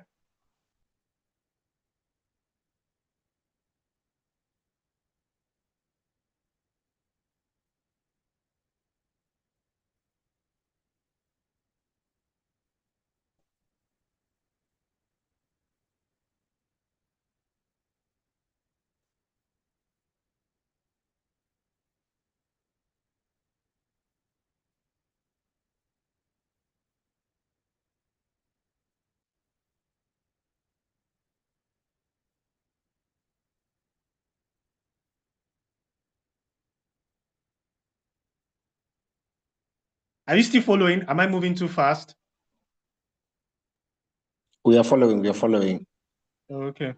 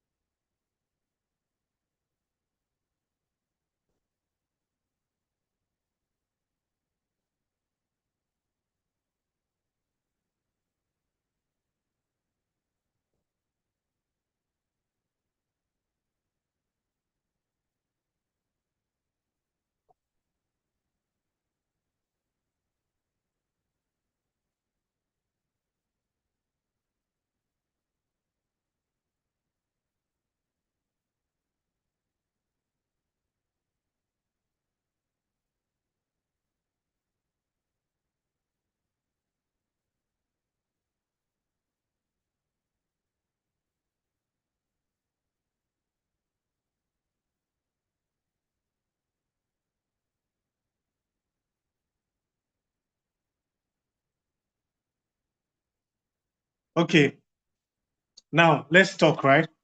I've shown you all the images from the film. I hid one image, right? I didn't show you that one. But what do you think these images tell you about this particular film?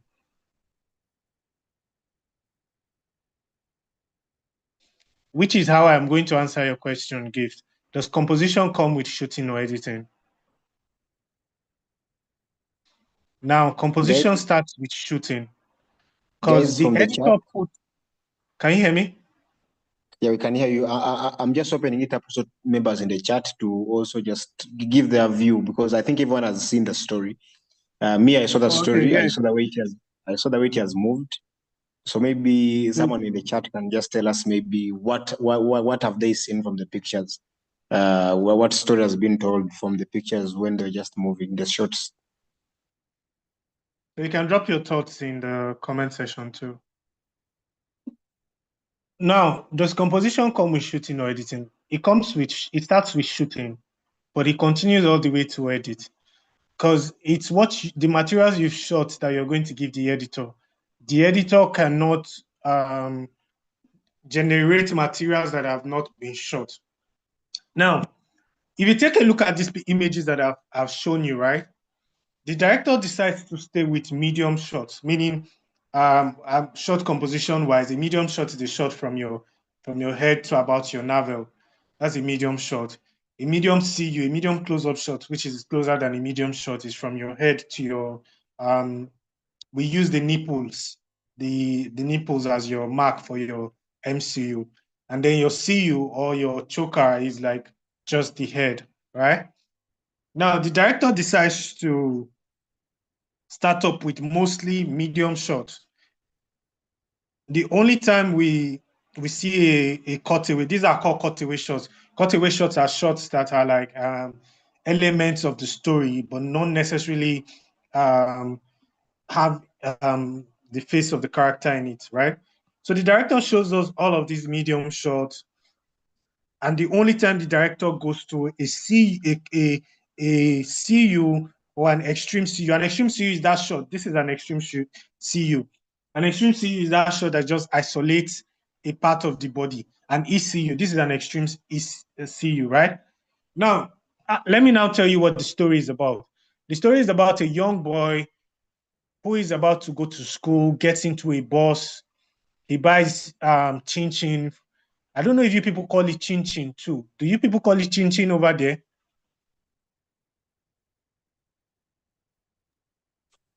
To mean what? You know that how do I call chin chin?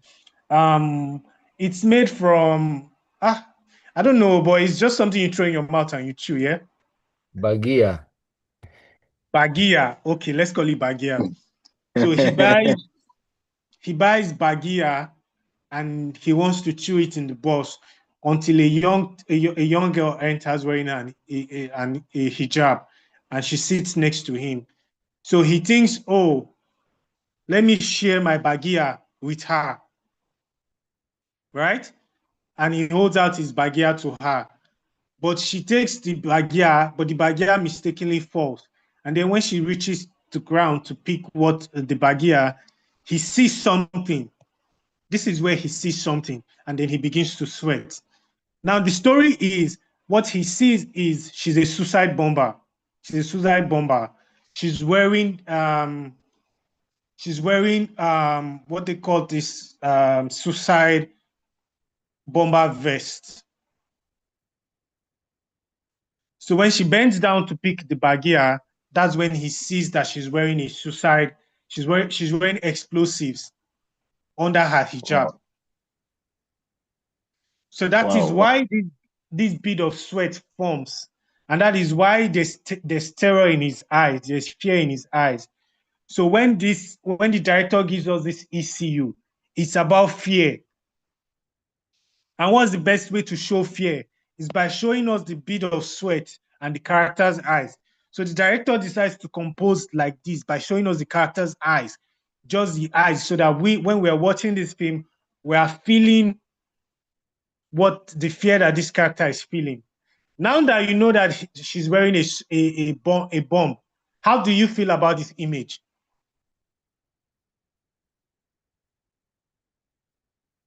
Brian, how do you feel about this image? He's terrified. It's terrifying because now, to answer Gift's question, right? You know, the director would have imagined that for this particular scene, this is the shot I want to use. But an editor that doesn't understand story might not use this shot. Do you know that? An editor that doesn't understand story might now decide to use a wider shot. Will a wider shot make it as terrifying as this shot is? No. A wider shot will just take us out of the moment. It will not be as terrifying as this is. So editing, composition works, but it starts in shooting, but it also continues down to the process of editing. Because, you know, it can also work both ways, right? A director might decide to use a wide shot for this, but an editor that understands story might decide to, oh, director, if we crop this shot and it remains only his eyes, it will be more terrifying than that wide shot. So, Gift, do you realize that an editor now has suggested to a director that this scene will work better if we maintain just his eyes?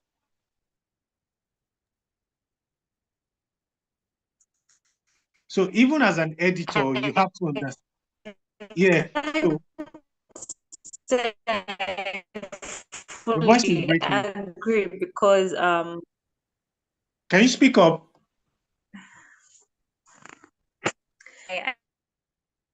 Yeah, go on. I can hear you. I can't say I fully agree because like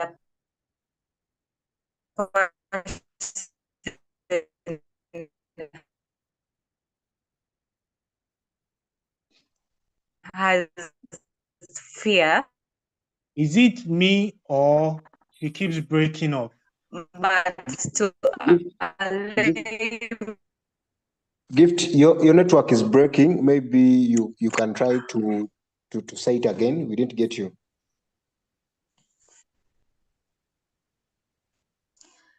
I hope this is clear now. Yeah, it is. This is much better. So I was saying I can't say I really agree with what the speaker said, because in what I see with this shot, I feel like it's not fear, but rather like a sense of determination. Maybe like he has a plan, or maybe like to stop this girl or something like that in the story. So that brings me also to say, can't composition like I don't know how to put this, but can't composition be brought in a way that it really like tells a direct story and not bring like a sense of doubt or a sense of confusion? Because to a director, yes, you may interpret this as fear, but to a layman who is just watching, can't it be with this shot exactly? Can't it be like interpreted in some other way? Okay. Yeah. So great composition is supposed to simply tell a story by itself. Yeah. So again, but art is very subjective, right? What you see might not be what I see, which is very valid. But in this particular situation, you understand that this is fear and not determination, because the character doesn't entirely know what to do in this situation. He's just a schoolboy who is setting about his normal school life. He takes the bus every single day, but this particular day he runs into a suicide bomber. He has no clue what to do. Now, this is terrifying because the way it is shot, I'm going to drop the name of the short film and then you can watch it after, and then we can pick up further conversation and talk about as regards whether it is fear or determination, right? This character entirely does not know what to do in this situation. 6, 7, 5, 6, 7. Brian, is it 9 p.m. on your side? It's a bit confusing for me.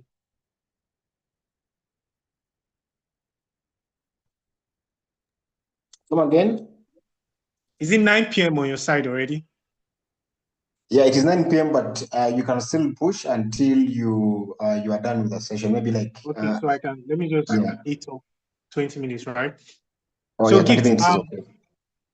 good composition is supposed to be able to tell you on the surface when you just walk into the scene, like randomly, like somebody's watching a film and you were not there from the beginning. The moment you just pop in and see it, it's supposed to tell you what the character is feeling. That is what good composition does, right? But story relies on so many contexts for somebody to understand what the story is. So good composition should be able to straight up tell you that this is fear, this is anger, this is rage. Now let me pull up a couple other images and let's compare and see.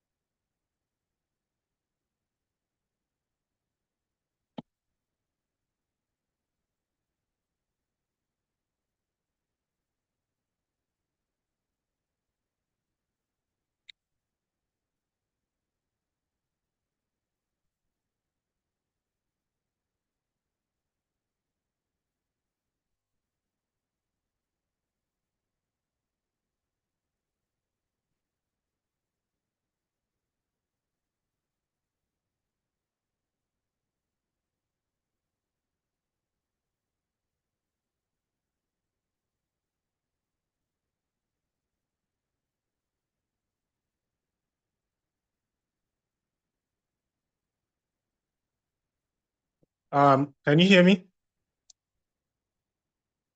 Okay, so this is a scene from Joker, yeah? Can anybody hear me?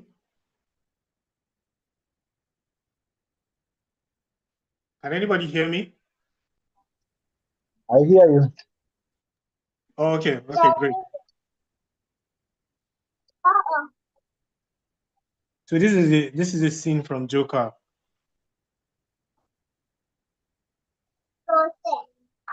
Stop on.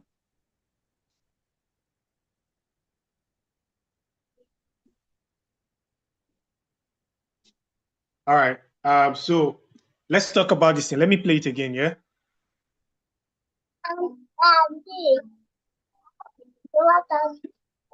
Hmm?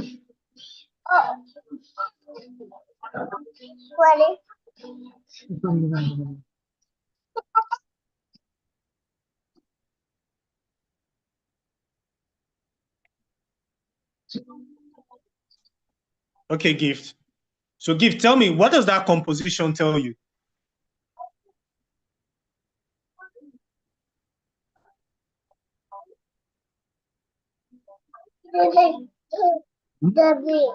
Come on. Anybody tell me, what does that composition tell you if Gift can't hear us?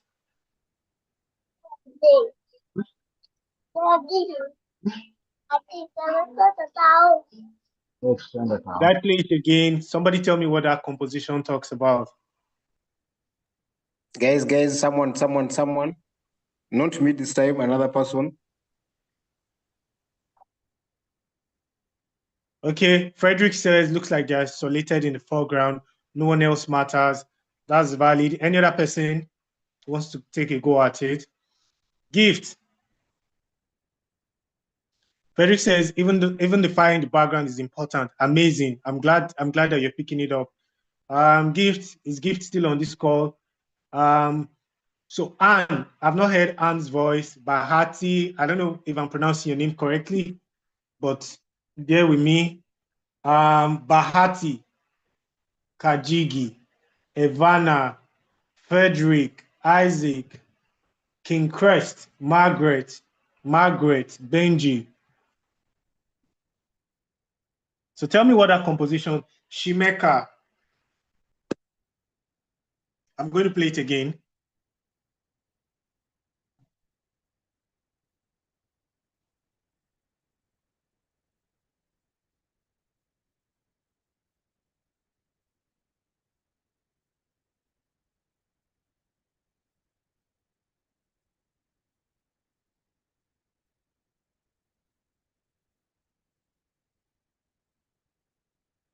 Okay. So let me just jump and just shoot, right? So composition, more than anything, should help to amplify and tell the story. It shouldn't just be a fine image. Whatever you do with your composition should add up to tell the story. Now, do you know the director could have choose to shoot it as an OS?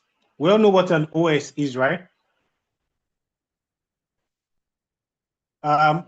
This is an OS, right? Let me show you an OS.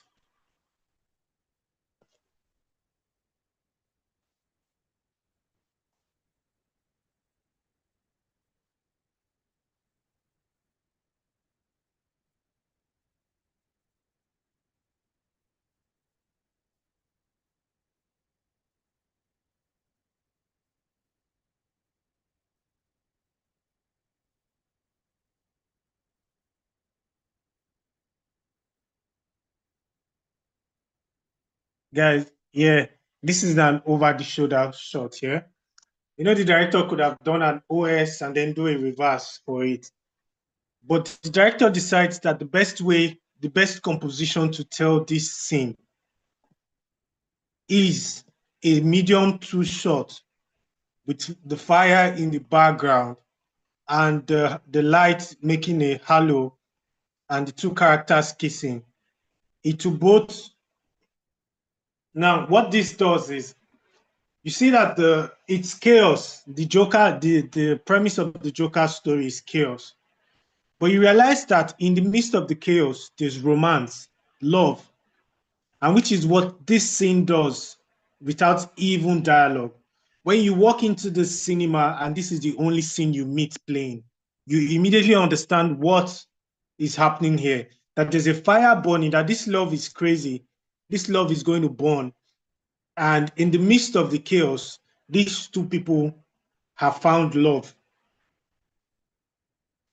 And which is what good composition is supposed to do. That you're supposed to treat your composition like an artwork. Each scene is an artwork. And as an artwork, what that means is an artist's job is to paint an artwork. And whatever your interpretation of that scene is, should have the intention of what the artist sets out to paint, right? Which is how we're supposed to treat scene compositions. The moment a person steps in front of the TV, whatever scene is playing is an artwork. And the person has to have an interpretation of it. And you have to make sure that scene is best told with the composition that will aid that particular scene. The writer might have written that, oh, characters kiss. But how do you tell this kiss to make it show that in the backdrop of all these things, there's chaos and there's problem? And this is a crazy love story. Now, another scene from the Joker that I really like is this. This is another scene, right? Character is walking out of his prison cell. We see the camera pull back as they're walking towards cam. We go into a medium shot.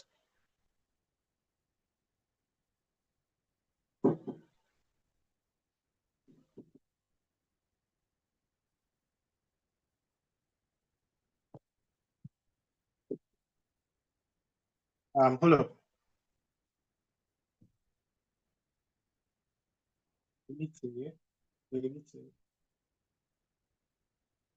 Just give us a moment. So I don't know if it's still playing. Is it playing? Okay. So this is it, right? Camera pulls back, the Joker and the prison guards are working. Then we pull to this nice overhead shot that shows every other person has an umbrella, but he doesn't. And more than anything, it's also the color of the umbrellas that matter, right?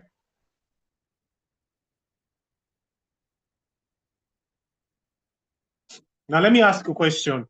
Do you think that overhead shot is necessary? Do you think that the bird's eye shot is necessary? Would this scene have worked without the bird's eye view shot?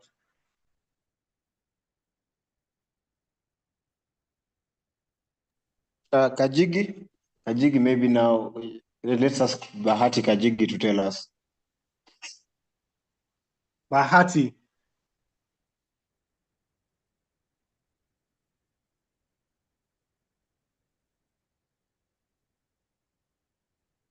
Ivana. I still want to hear from Gift. Gift, can you tell us? Oh yeah, Gift. And this is another scene from the Joker. Yeah, Gift is speaking. I think she's speaking. I can't hear Gift. Is Gift speaking? So she was trying to unmute. Gift, you can speak now.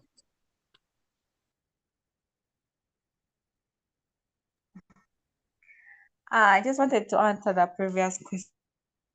All right, go on, answer it. Can you hear? Your network is breaking. Gift, your network is still breaking.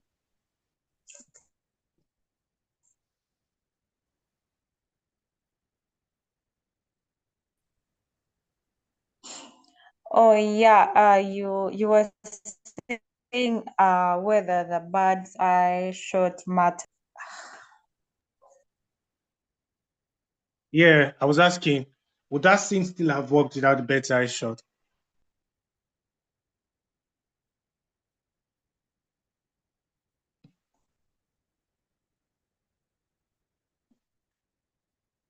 We can't hear you, Gift.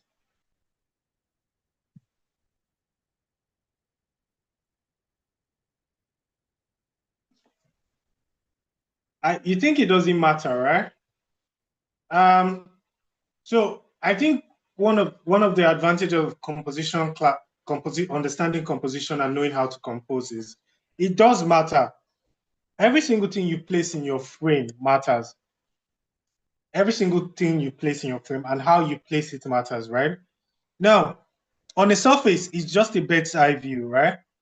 But metaphorically, which is what directors should strive to do, is your images have to mean more than just on the surface. On the surface, these are just characters holding up umbrellas and the characters in the rain. But on the bird's eye view shot,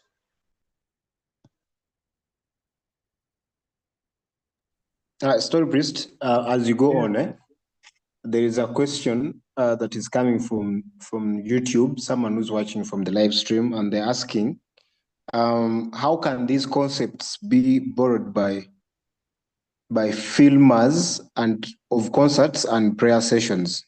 I mean, I think he's talking about the freedom of like, not the freedom, but like the cinematography. Like, how can they borrow these into the filmmaking? He's from Uganda. He's called Morris Ndaula. Yes. Okay, so what's the question? How can they borrow the visuals I am showing? I think also the skills. I mean, like the techniques of cinematography. Okay, like how, yeah. I think audiences who go for concerts, I think, get disappointed when they're just maybe trying to throw certain shots to them, and maybe don't tell any stories. Yeah, so maybe I don't know if they need to. I don't know if they need to have directors on their sets. I don't know, something like that. Okay, so let me get the question right. Is he asking how to borrow the techniques I am showing, or how does a cinematographer borrow techniques generally? Yeah, he's asking how can they borrow the techniques that you're sharing to put them into the like these other concerts which are not filmed specifically. Okay, so let me finish. I'll answer the question after I finish with this analysis. Yeah. So on the surface, it looks like it's just guys pulling out umbrella, but what it does, what the bird's eye shot does, is it shows us from the view what it's like to be the Joker's mindset, right? You see that these other characters have umbrellas. The only way we see that shot is from above, and their umbrellas have colors. But this guy is the only one who is is walking in the middle of the rain. It shows two things, right? It shows the emotional state of this character, and it shows the kind of treatment that this character gets in prison facilities. Because the guards do not see him worthy enough to hold an umbrella up for him. And we can only get this point if we see exactly from the top that This character isn't even bothered by the fact that he's not carrying an umbrella. Rather, he understands and likes the freedom that comes with the rain touching him. And the only way we can best see that is if we introduce this bird's eye shot, which is why that shot is very key and important. So yet, it's important that every single element and every single composition that it shows in your story is put there intentionally. Composition is just is not just done for composition's sake. Let me show another. Yeah. Yeah. I think it is the same comment that someone else has also shared, who's still watching, following us on YouTube. He earlier mentioned freedom. That shot was just to show the freedom. But again, also to add on, I think it could also, the director could also just maybe tell the story through those colors of the umbrellas. You realize that the colors of the umbrellas are quite different from the medium shot. As we saw it, we actually thought the colors, the umbrellas are black. So when the director shows us actually what the colors, first of all, the audience will be excited with the colors of the umbrellas, and two, those colors have meaning to this character. They're trying to show what each umbrella is holding. This person is made of this chaos. Then also there is rain. Again, also the rain can symbolize something else. Maybe it's the freedom this guy is having. Maybe there's a lot of chaos that will not stop. Just to add on what you are saying. Yeah. So you see, right? Brian is thinking as a director, which is amazing. Which is how we're supposed to think. Every composition is supposed to mean. It's supposed to mean more than what it represents just on the surface. The color choice, the rain. The rain can also symbolize that even though he's the one that is in chains, he's the one who is actually free to experience what nature has to give. The rest of them are reeling out umbrellas. Are they really experiencing what nature is supposed to be about? Gift drops an important point that she says, would it change the story if the element, is it going to change the story? The meeting.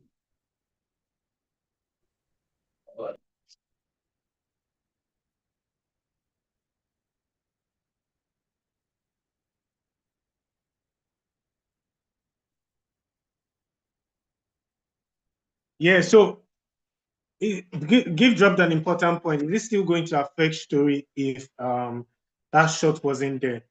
Well, on the surface, you would say it will not affect story directly, but on a metaphorical layer and a symbolic layer, that shot was needed to layer up that. On the surface, without that shot, it would just be another prisoner walking out of the prison cell guided by prison guards. But with that particular shot, we realize that this is more than just a character walking out of the prison.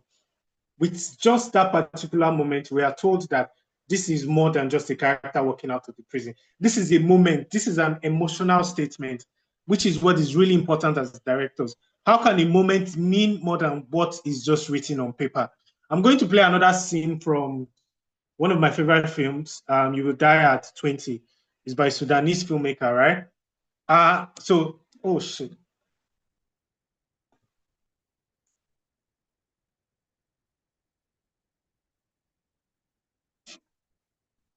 I'm going to play it again.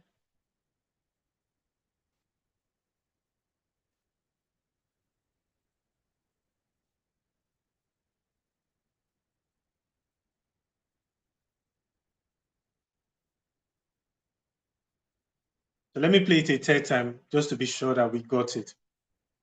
So my point is, the director decides to compose this, open his film with the carcass of a dead cow and people heading somewhere. People headed to a spiritual setting. Now, this is how he opens his film. The carcass of a dead cow and people headed. Now, what do you think this composition, having this dead carcass in short, what do you think this composition tells us? It's a wide shot, right? Time did not allow us to talk about the different kind of shots, but it's a wide shot. But what do we see in this wide shot?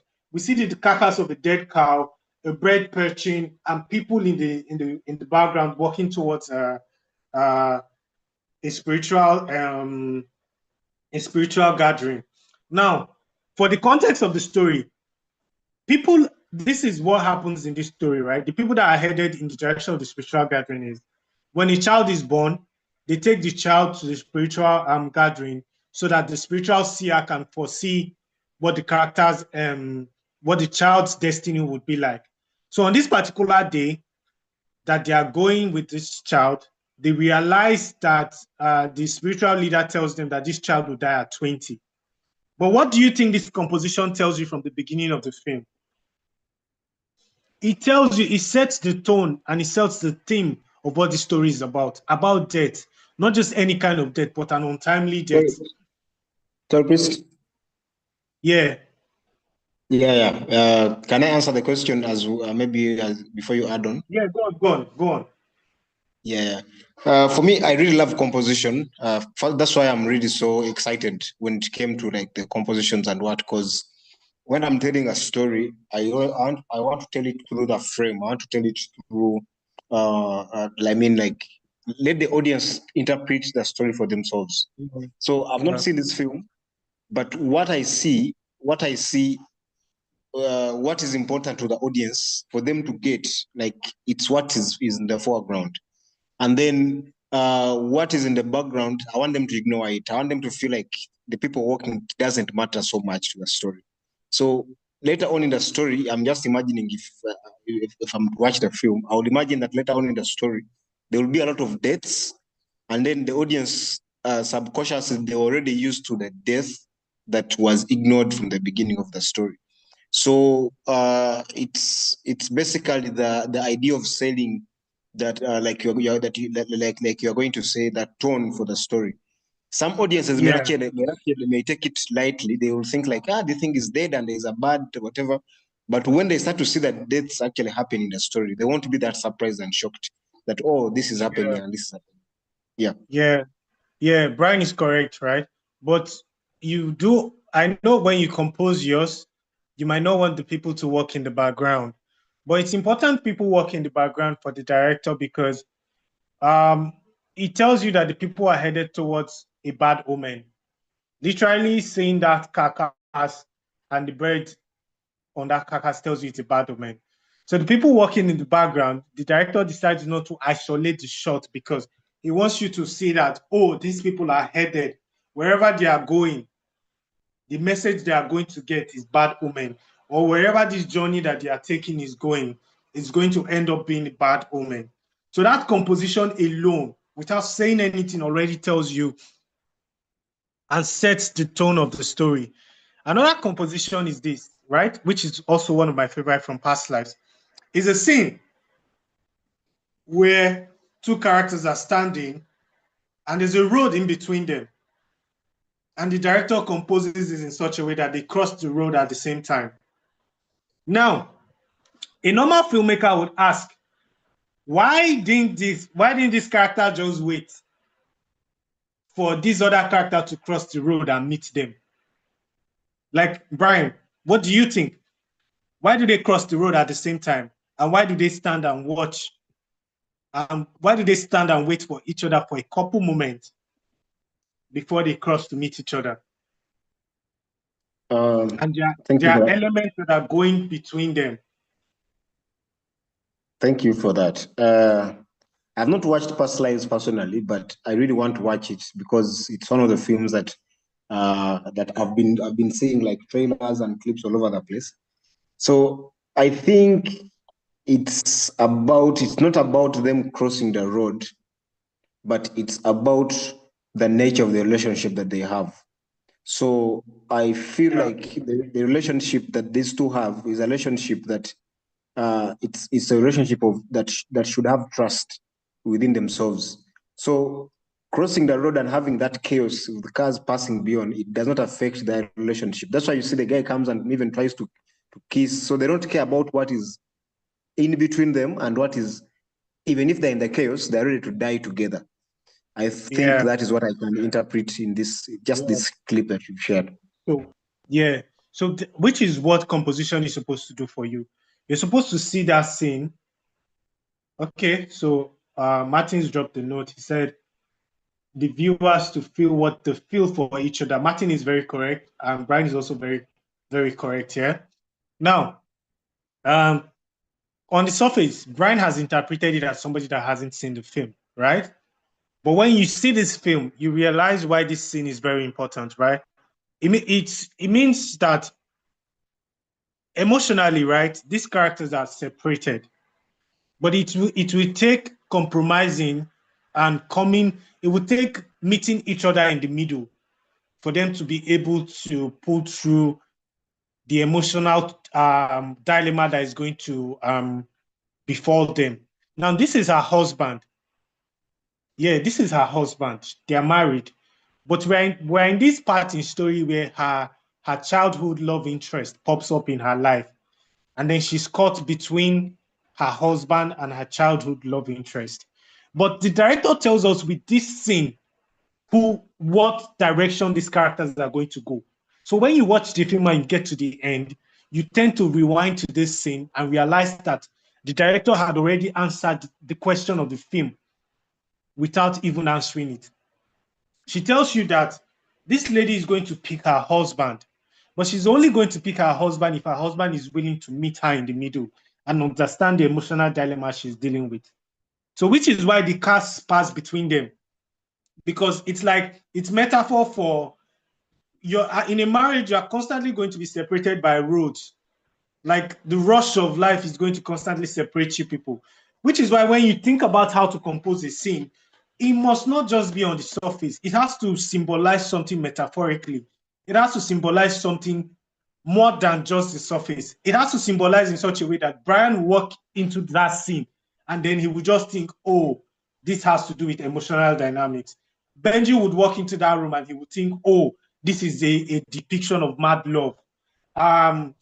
Anybody would walk into that scene and just say, oh, this means longing for each other. They are staring at each other across the road, meaning it doesn't matter what separates them, they are going to always long for each other. Now, there's another scene from Past Life that I'm going to play, which is going to be the last scene I play, right? This is another composition, right?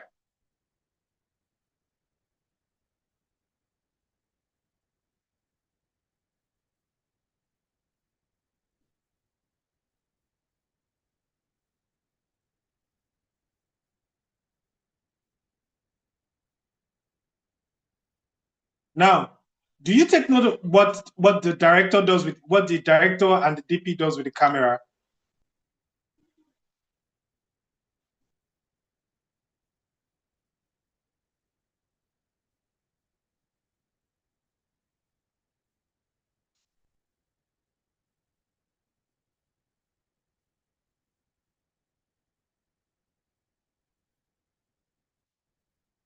You know, this thing is playing without sound. Now, let me tell you this, guys. This is the childhood lover that comes back to our life. Now, from watching this scene, what do you get? What's your interpretation of it? And Guanipa just said the distance between the two loves, amazing. Now, from this particular scene that I just played, what do you guys think? This is the last scene we'll analyze before. No matter how they know each other, a big distance between them. Martin, that is amazing. I like your interpretation of that particular scene. Yeah, story priest. Again, I think it could also be the scene starts with distance between them emotionally, and then by the time the scene ends, they have now agreed to be together.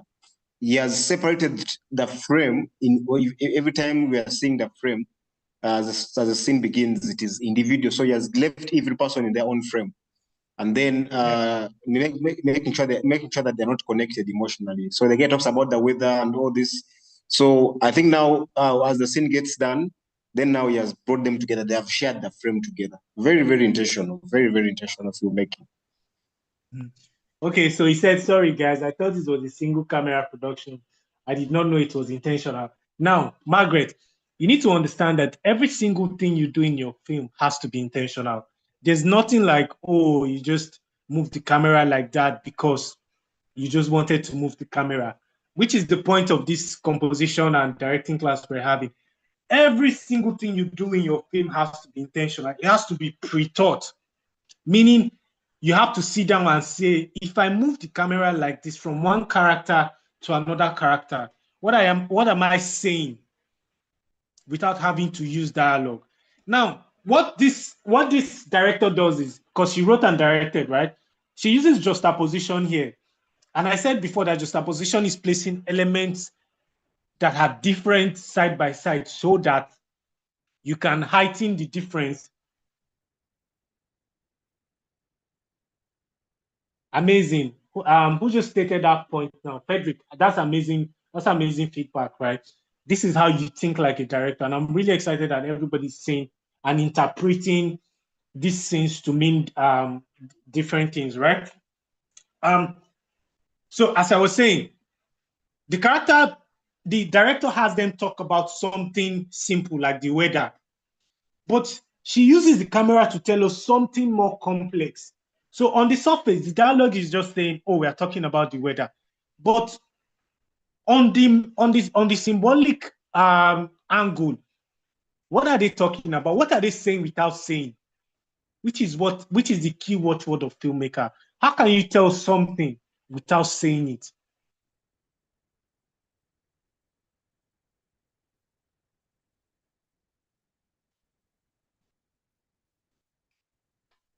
I'm playing this scene again because it's one of my favorite scenes from Past Lives.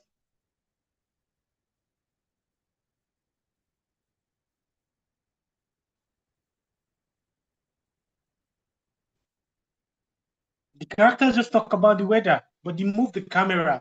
Some unintentional directors will tell you, it's just weather talk now. Let's shoot it OS. Now, if you're analyzing this scene, it's important that the camera remains fluid, that the camera doesn't cut between them.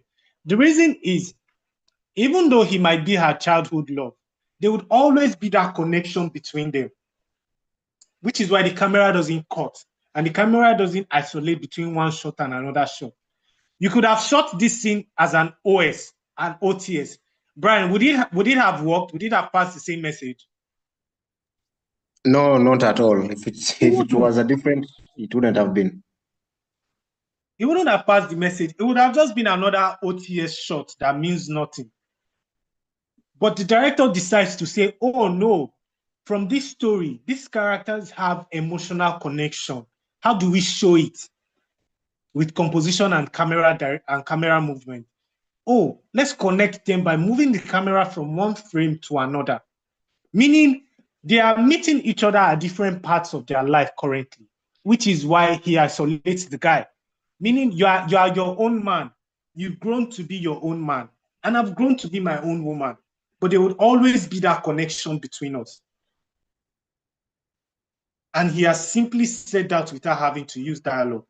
In fact, the dialogue tries to trivialize the situation, which is a technique I like to use, where characters talk about serious things, where we use